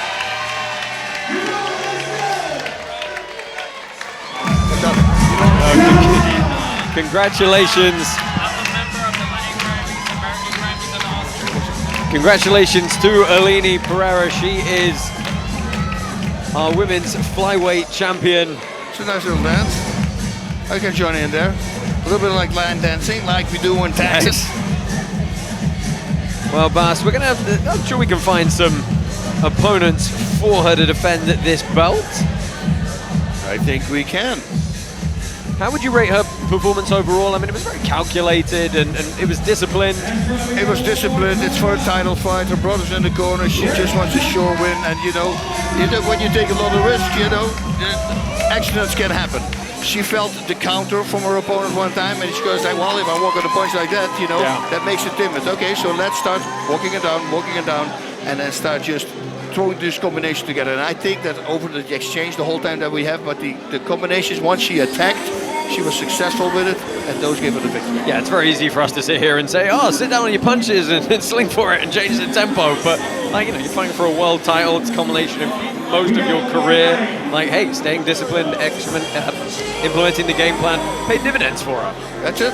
You know, she just did the work, came forward, and she just, you know, you want a sure win, right? I mean, if you take a risk, if you're 5 rounds ahead or 4 rounds ahead, then you start rolling, suddenly you open yourself up, and you know that your opponent's got some great counters, there's always that risk. And in the title fight, you know, so next time, well, and then she's going to see it herself as well. She's going to go look at the fight, and she's going to go like, oh, I could have pulled the trigger here, and I could have pulled the trigger there, and then she's okay, so boom, boom, boom.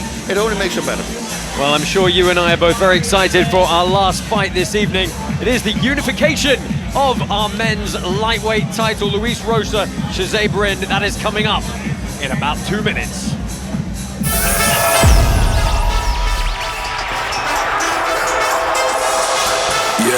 We've been working for years to build a platform that gives our fans control of karate combat.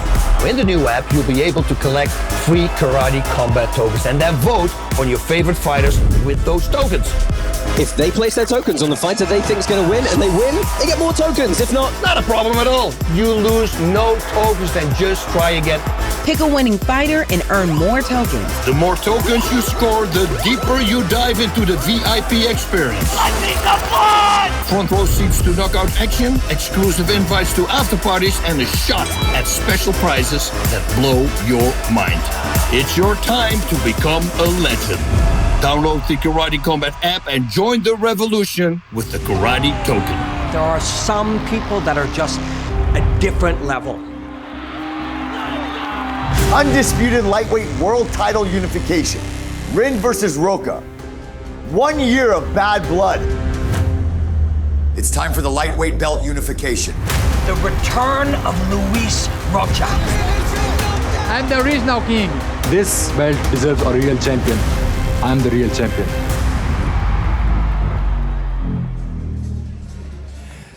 Miami, are you ready for the main event? I said, are you ready for the main event? We have a world champion who has risen from the sands of Rio, a Brazilian playboy, here to defend his title against the interim champion, a Pakistani powerhouse who walks the streets of Miami with a chip on his shoulder and an interim title around his waist. Can you dig it? This is your main event. Shahzaib Rind versus Luiz Rocha. Can you dig it? Enjoy the hostilities, my friends. Well, I dig it, Robin. Boss, long time coming for this one. We've mentioned it a few times. This bout, we tried to make it a year ago. It's been cancelled. There's some injuries as well. Luiz Rocha, as you saw in the VT, he's the OG champ. He's the original. He is one of the best guys we've had. He's got, 12 fights in Karate Combat now. He's won 10 of them. A real powerhouse and a power puncher. He was the first guy to stop Edgar Scrivers at the time when Edgar Scrivers was unstoppable. And from that moment on, he realized really, well, he was already knocking people out, but I mean, that made him even better. He's got this great team, this pit bulls, you know, in Brazil. This guy is in shape, he looks lean, he's going to come forward, he's hungry, he's just had a child, a daughter, you know, he wants to fight, of course, for her, for the family to provide. I think we're going to see a very game Luiz Rocha. Yeah, and what you're going to see is you're going to see him blend the kind of new school MMA techniques with his traditional karate background. He's going to look to lean on the power shots and maybe the blitz, and like you said. Like the blitz, and also, of course, there is that takedown, right? I mean, we never seen him do it, So it will be a big surprise if he suddenly does it. The opponent is not going to expect it. He is, of course, facing our interim champion, Shahzaib Rind of Pakistan, living here in Miami. The guy has been great so far. He put together a great series of wins. He's looked exceptionally dominant in pretty much all of them, except last time out, we saw a little crack against the traditional karate of Bruno Assis. That was it. That was that blitz that you were talking about. He was not used to that blitz, but like we said before, we know him. This guy, we see him getting better every single time. I mean, he's growing into becoming a really great fighter, which he already is. But you know, every time when you see him grow, the growing didn't stop, and he will be prepared for that blitz. Well, it's easy to say, but we're going to find out. I think one of the things we really learned about Shahzaib Rind is up to that point, we haven't really seen him get properly clipped and have to like worry about a little bit of trouble and come back from that adversity. And I thought he did great last time out. I think so too. You know, I think that fight actually made him stronger. It's like when you never went the distance and suddenly you pulled through into this really hard fight. You just nip it, but you have to go all the rounds. Okay, now you know that you can go the distance. So he knows he can fight through adversity as well now. Keep his head calm. And trust me, he's going to need it against Rocha. Well, the moment has finally arrived. It's time to unify our Karate Combat lightweight titles. This is Luiz Rocha and Shahzaib Rind. That's a big one. Shahzaib Rind versus Luiz Rocha, original era versus new era. Finally, after a year worth of waiting, we're meeting inside the pit to find out who unarguably is the undisputed lightweight champion. Yeah, you want to talk power, that's our champ. Rocha! Looks good. Luiz Rocha is representing the original era of karate combat, and he has an unbelievable record in karate combat with 9 wins and 3 losses. I'm Luiz Rocha, the current lightweight world champion and the real champ, the only champ everybody know. I only need 1 second, 1 touch with my fist and his chin, and it's over. Fighting out of Pakistan, the King, Shahzaib Rind. My name is Shahzaib Rind. I am from Pakistan. This is my time to shine. The world is gonna know who's the real champ. Shahzaib Rind is one of the most dominant champions in karate combat history. He is undefeated in the pit. We saw his last fight with Edgar Scrivers. Shahzaib shocked the world, showing that he can go 5 rounds in a dominant decision versus the former champion. In Singapore, I saw his fight, and honestly, he don't have chance. I hope he's ready for a war, because I'm ready for a battle. Both these fighters are champions of karate combat. Both are making history. The original era is meeting the new era to find out who the undisputed champion truly is. Luiz, I am the real champion. I'm gonna come for you. I'm gonna take your head off. This guy is only an interim champ, but the real champ is back, and the title is mine. Ladies and gentlemen, this is the main event of the evening. Miami, let me hear you.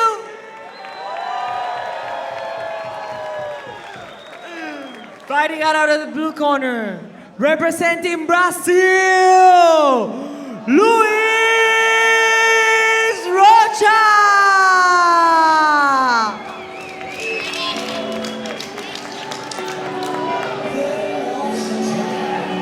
Welcome back. Lightweight champion Luiz Rocha, 14-2 is his overall record. 10 of those wins have come here inside the pit. A real power puncher. That's what I was going to say. He can hit, man. Oof.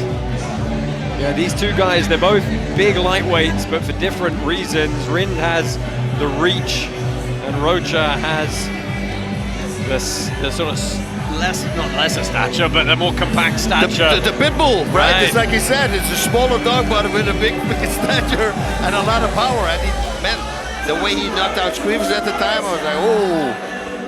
And here's the thing, you know, it sometimes gets lost in the translation from the Portuguese to the English, right? But Luiz Rocha is a tremendously smart fighter. He's a smart individual.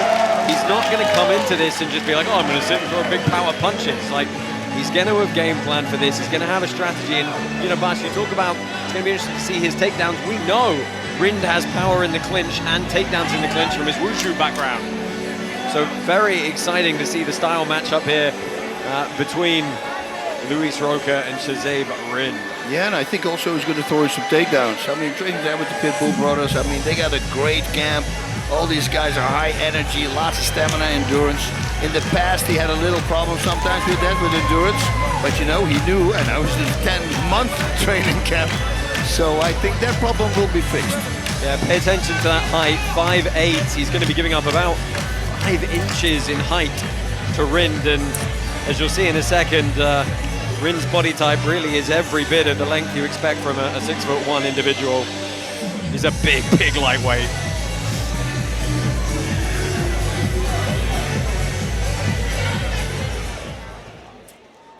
His opponent on the red corner, fighting out of Pakistan, Shahzaib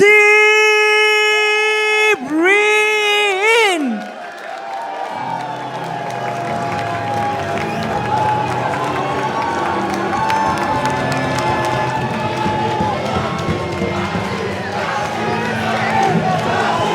The new era interim lightweight champ, your fairly significant favorite actually with our Cloudbet betting partners at -300. That might be because he's currently undefeated in Karate Combat with 7 wins in a row. He was a #1 ranked wushu fighter in Pakistan and multiple national gold medalist in that discipline. Moved to the US, made his home here in Miami. Slept in the gym for a while and has really just been putting on clinic after clinic. And as you said, Bas, he's looked better every time we've seen him. Well, at the beginning he came into the gym and I heard that sometimes in the corner he was cowering him away. He was, you know, it wasn't going well. And then there's that one ingredient that happens to every fighter. Suddenly it clicks and boom, man, he started growing like crazy. And in every fight, a different knockout. I mean, the power, the ground and pound, the head kicks.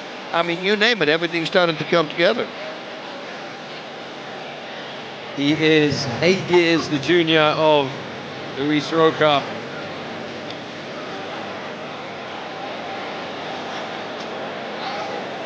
Rocha is going to blitz for sure, but he might be waiting with it, you know, for it, maybe into the second round or something. This is what I would do. I wouldn't do throw right way of the bat because, well, then you warn your opponent if it doesn't work. Now he's at least warning the toes of his feet. I think we really could see this one go the full 5 rounds.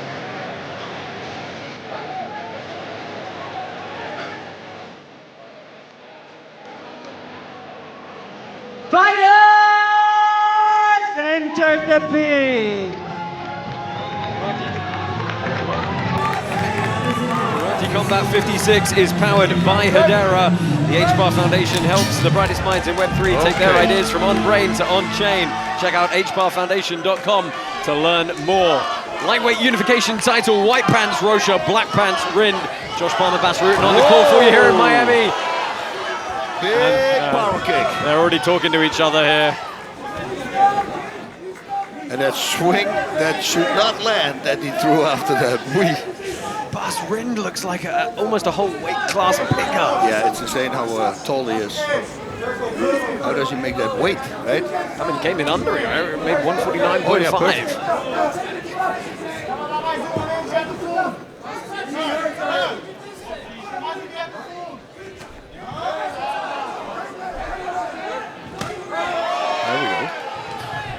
Lots of the lightweight roster watching this at home. Weber Almeida, I know, is glued to this. He feels he is definitely next in line to take a shot at this title. And if he fights either of these two, it's going to be a great bout. Oh, man. They're feeling each other out. Look, that was Yeah, a nice. little tornado kick there. The body. Rocha with that wide split stance. He's just waiting for a certain move that he knows that Rind makes a lot and he's going to counter. That was a beautiful counter and a great takedown right away. Yeah, good takedown and some nice ground and pound. We've seen Rind's takedown is powerful, and Rocha actually locked up an armbar in defense here. And it's interesting because I would have potentially broken that up for the position, but Rocha's trying to slow down, get the grips here. The head on the mat, it's a nightmare. It is, and it's having your head lifted off the mat.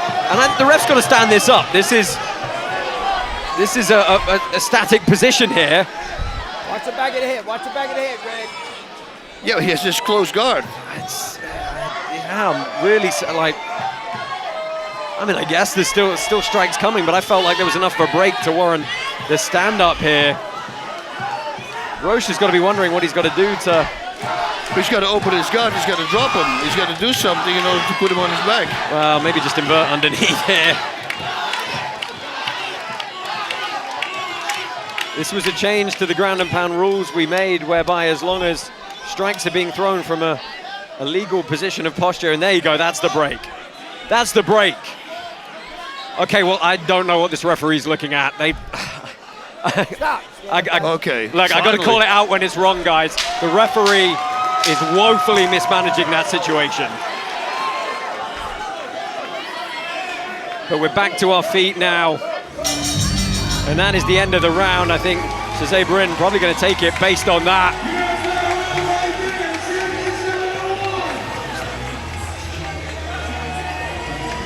Boom, that was that first kick. What a great tornado kick. Yeah, I saw him do that in training and he dropped somebody with it. But that's like a year ago. Yeah, and I love that Rocha went for a triangle and an armbar transition in this. Would have been interesting if he'd actually tried to hit the submission to really slow it down. Well, the submission attempts will stop it. Yeah, it's tough, right? I got very caught up in trying to assess the fact that whether that position should have been broken up. I felt it could have been a couple of times. That I didn't really take stock of how the overall round played out. And it was the worst position also for Rocha to be in because his head was up against. Yeah, so here's the thing. If your head is lifted slightly off the mat like that, what it does is it partially inhibits your hip movement. And it's very tough for you to do anything to get back to a safe space. I mean, credit to Rind for staying in a striking posture with both feet planted on the ground. Well, Rocha's stalking him here up against the pit wall.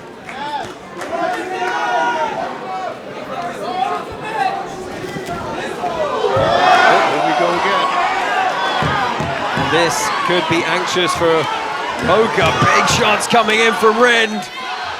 Rocha's trying to invert and get across on the leg to off-balance him. Rind is doing such a good job with this posture. Oh, Rocha's trying to go K-guard, but he's eating a lot of shots here. Fight out of it. And this one, could be over. I'm glad we got to keep it going, though. Man, the power.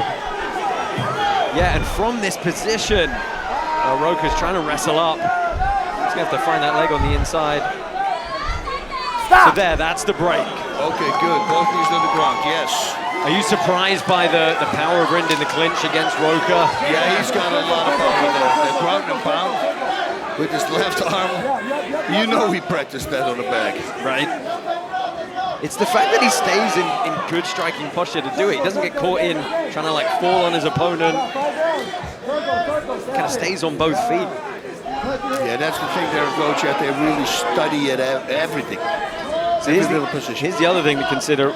You know, back in the day, Rocha, you know, we knew maybe his gas tank, because he went later in the rounds, could be a little bit suspect. It looked like he'd fixed it, but he wasn't necessarily wearing that much damage that quickly in those bouts. And, you know, he's been on the receiving end of a lot of shots over this opening 5 minutes. And especially if you're in that position, it's very hard for you to breathe as well. You're all curled up.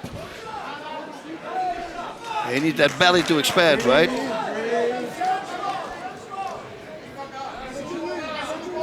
This is going to be a good 2 rounds so far for the favorite, Shahzaib Rind. So what I thought Rocha would do, Rind is doing, right? The takedowns. Right. And he's hit them in the transition really well. He's made them look somewhat effortless, and here we go again. Rocha tries to lock close guard. He's got to get hold of the wrists here. There we go, there's one.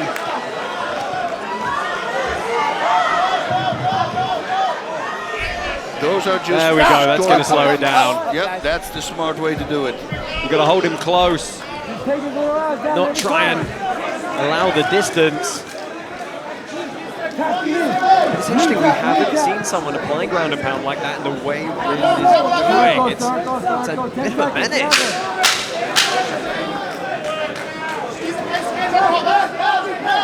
Should explode now.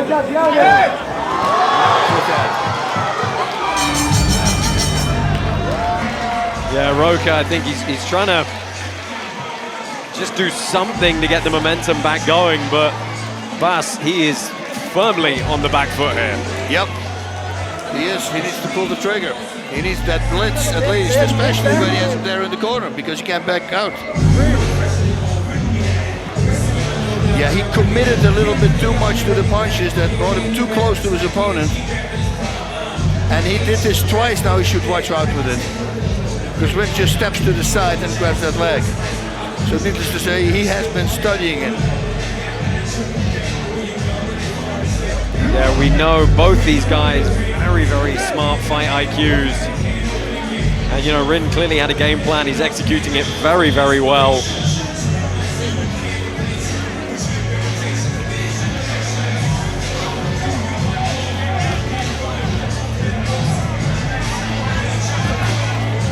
Well, Rind first back down into the pit. Rocha moving into round 3 here. He's got to do something to turn this around.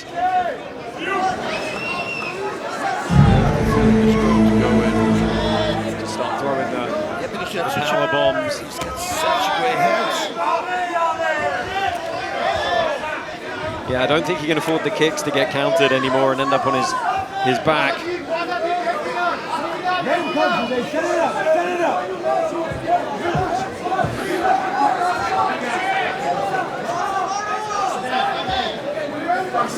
In the corner, he should blitz. Well, that had some intent behind it. There we go. Rocha trying to pummel, and the power of Rind again. So strong in the clinch. Nice job there by Rocha to stop it, because you do not want to let him go, because then elbows are going to come. So getting a timeout there, he's getting warned, I think, for use of the head.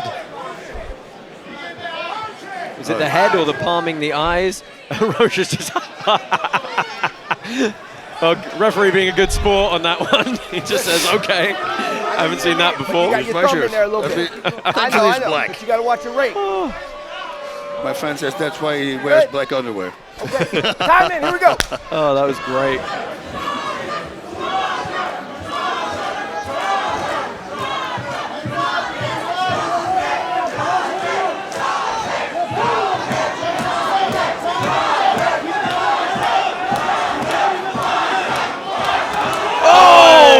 Big high kick lands. Rocha's rocked but stays on his feet. Trying to find some space. Moving around, trying to regain his composure. Oh, that was clean. Well, Rind is going to look for a big takedown here, I'm sure. Great start, pitch there. One more ground and pound flurry here while Rocha is rocked, could do it. And Rind wrestling with the belt there. The referee's going to break him. And he's saying you can't pull up on the belt with both hands like that. Good.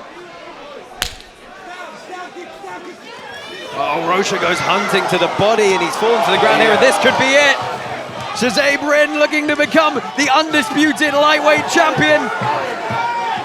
Picking his shots here. Rocha's got to tie both arms up. Watch the finger in the mouth. But because Rind is in standing posture, it's so hard to get hold of his head and really collapse the space down. Stop. Rocha is able to put a stop to the onslaught there, but this is very anxious moments for the OG champ.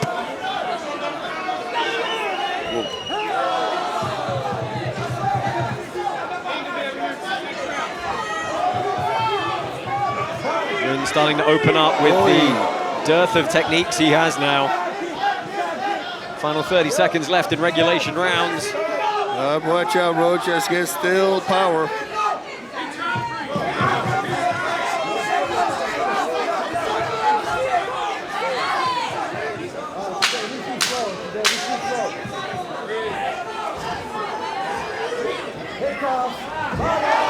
Rocha is just outmatched in the clinch game. Pretty comprehensively right now, Bas. Yeah, well, that's the blueprint. It works for 3 rounds, so we'll continue doing that.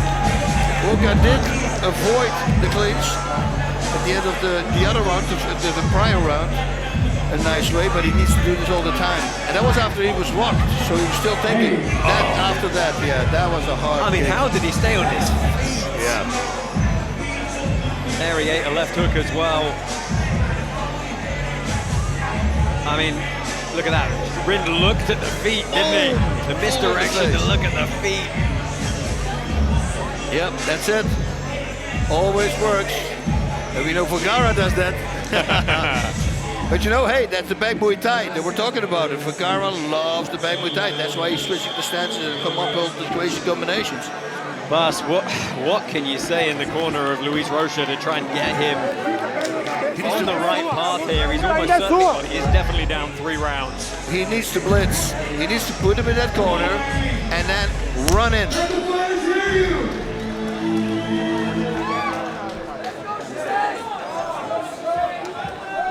Just start with a 1-2 to the body and make it a full power shot 1-2. Because if you don't commit, the hands don't go down. And then wrap it up with a hook cross to the head. Ta-ta-ta-ta, body, head. Yeah, Rocha's just he's got to fire something.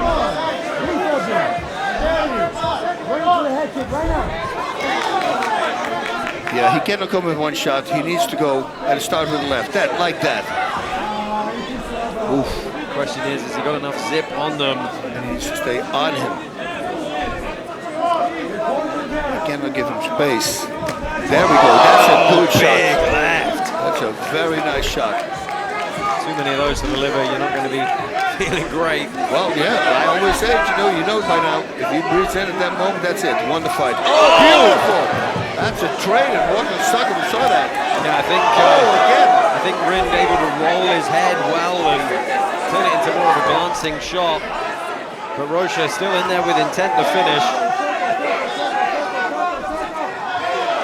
I wonder if it will give Rind a little bit of pause to not throw quite as freely for the remainder of this round.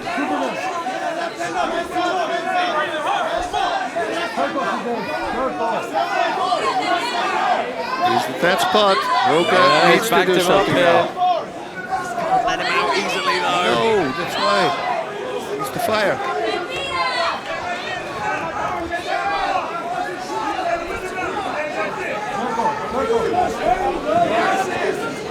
Rocha is trying to walk him down, but he's not throwing any shots. Backing him into a corner here. Like you said though, Bas, he's got to throw. He's not breathing at all, so he's got a lot of stamina. He can just go. He needs to fire. Throw 4 shots, all power shots. He went searching on the left hook again. He's tied up in the clinch here and he's going to try and keep some distance. Well, why not set it up with a cross to the head and then the body shot? Don't hold it. Don't hold the belt, guys. You get one initiation of a technique, and if you keep flurrying in the striking, that should have been broken before that point. 2 elbows. Yes.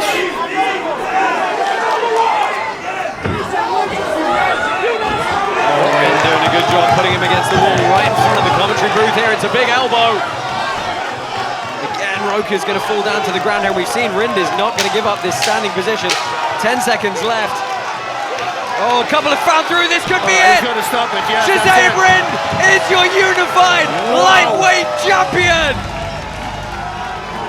Wow, those were big shots. The last 10 seconds, every one of them was a hit and connected.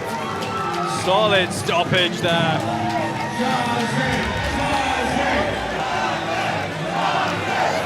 Rocha's saying he's okay. He doesn't want to sit down on the stool. But like you said, Bas, the ground and pound from Rind is just lethal. He's just not, he's going to force you to earn defensive positions and stand-ups. He's not just going to give them to you. Wow, man. Let's take a look back at the finish here, and Rocha slides down to the mat. That was a good elbow. And he blocked a few of these with that right arm, but Rind just switched. These ones were like 3, 4. Yeah, the referee goes, okay. Yeah, he's not defending. I mean, yeah, you can't say the ref didn't give Rocha time to move and change the position. This was a sound TKO victory for Shahzaib Rind.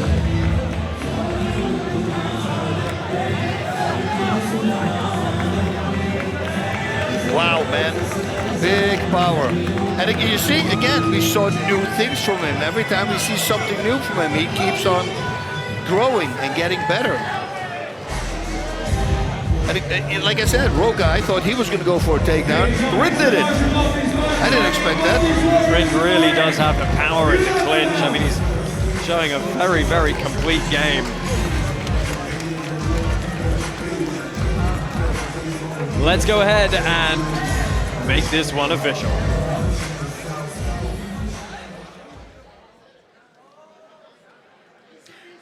The official time, 2 minutes and 57 seconds of round number 4. And the winner by technical knockout, Shahzaib Rind! Shahzaib Rind is your unified lightweight champion. As President Awesome straps the belt on him.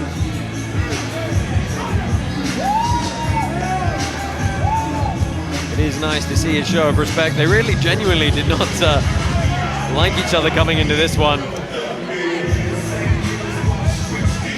Yeah, I'm pretty sure our president is talking to them, says, listen, man, bury the hatchet, come on. I find his choice of a white jacket interesting. Yeah, that was not smart. And I knew it when he took his head on his shoulders there. I knew it was going to happen. Well, we do enjoy the sportsmanship and a good show there. Okay, now there's the corner. What are they going to do? Good.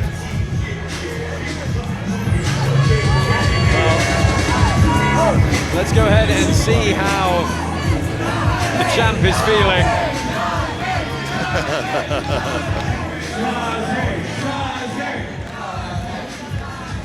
Well, you obviously have a lot of support tonight, but how does it feel to be the new lightweight champion?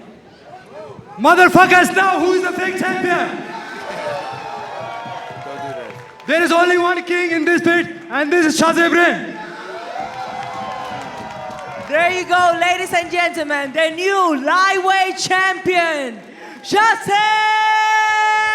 Rind.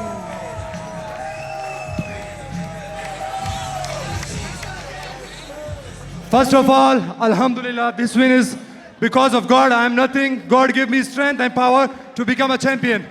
And my country, Pakistan, we don't have a lot of Pakistani fighters, so it's a lot of pressure on me to represent my country and make Pakistan flag high. So I dedicate this fight to my Pakistani fans and my country, Pakistan. Love you. All together, Allahu Akbar! Allahu Akbar! Allahu Akbar! Allahu Akbar! Thank you guys, back to you. Well, Bas, we have our unified lightweight champion. Give us your thoughts on that performance from Shahzaib Rind. It's pretty good. It was a really solid performance. We talked about it during the fight. Every time he does something new, he's constantly growing. He's fixing his opponent, figuring his opponent out. I mean, the head kick, I mean, everything, the takedowns, the ground and pound, staying at range, don't get too greedy so you come too close and you jam the punches. All these things he did perfect. He was just waiting. And he put Rocha on his toes because, you know, he started countering by the way. So Rocha goes like, what do I do? Well, the way to attack is you got to go in with a bunch of punches. You know, because otherwise, well, nothing's going to happen. You have to at least try that. But it's easy for me to say on the outside because if you get countered really hard one time, that shuts a lot of people down because they feel the power. You know, what's interesting is the karate combat rule set has been evolving over time through the integration of votes within our token community as well. And we've arrived at this final rule set, and it means we do start to see some of the nuances evolve We saw it with Arturo Vergara's transitions to ground and pound. We've now seen it again with Shahzaib Rind with his transitions to ground and pound, where he's just, hey, I'm gonna stay on both feet. You're really gonna have to work hard to earn the stand-up again. Yeah, but that's the thing with GoChat. They are so meticulous in their training. They say, oh, go whatever in this position. We, like Asim and I, we've been trying to figure out how to get up the best way from the pit. It's very hard. You're going to put one hand behind you. In the corner, we can't get out. We cannot come up with anything that gets us out of the corner if somebody's on top of you. So, you know, if you study it and constantly doing it, and you have a wall like this in your gym, you know, that's what you need to do. What Lawrence Larkin said in the Rind. He doesn't know how to use the pit yet, and he's already from the shot. Wait till he figures it out. Dude, that's going to be very scary. What a fight that was. Well, the whole evening, it was a really good evening of fights. Again, every time we seem to top it. I have no clue how and yesterday as well, KC55, we found our new #1 lightweight contender in Rebellis Spain, that heavyweight tournament. It's been a great weekend here in Miami. It's been super great. It's been hot though. You know, hot though. Today, inside here, it was nice and relaxed. We would like to extend our thanks to the Banner Winwood and Moishi Banner for inviting us here to use this facility. Thank you to all of you for tuning in live and free on YouTube and all social media. From myself, Josh Palmer, Bas Rutten, Robin Black, President Awesome, and the rest of the team, we will see you in the very short future.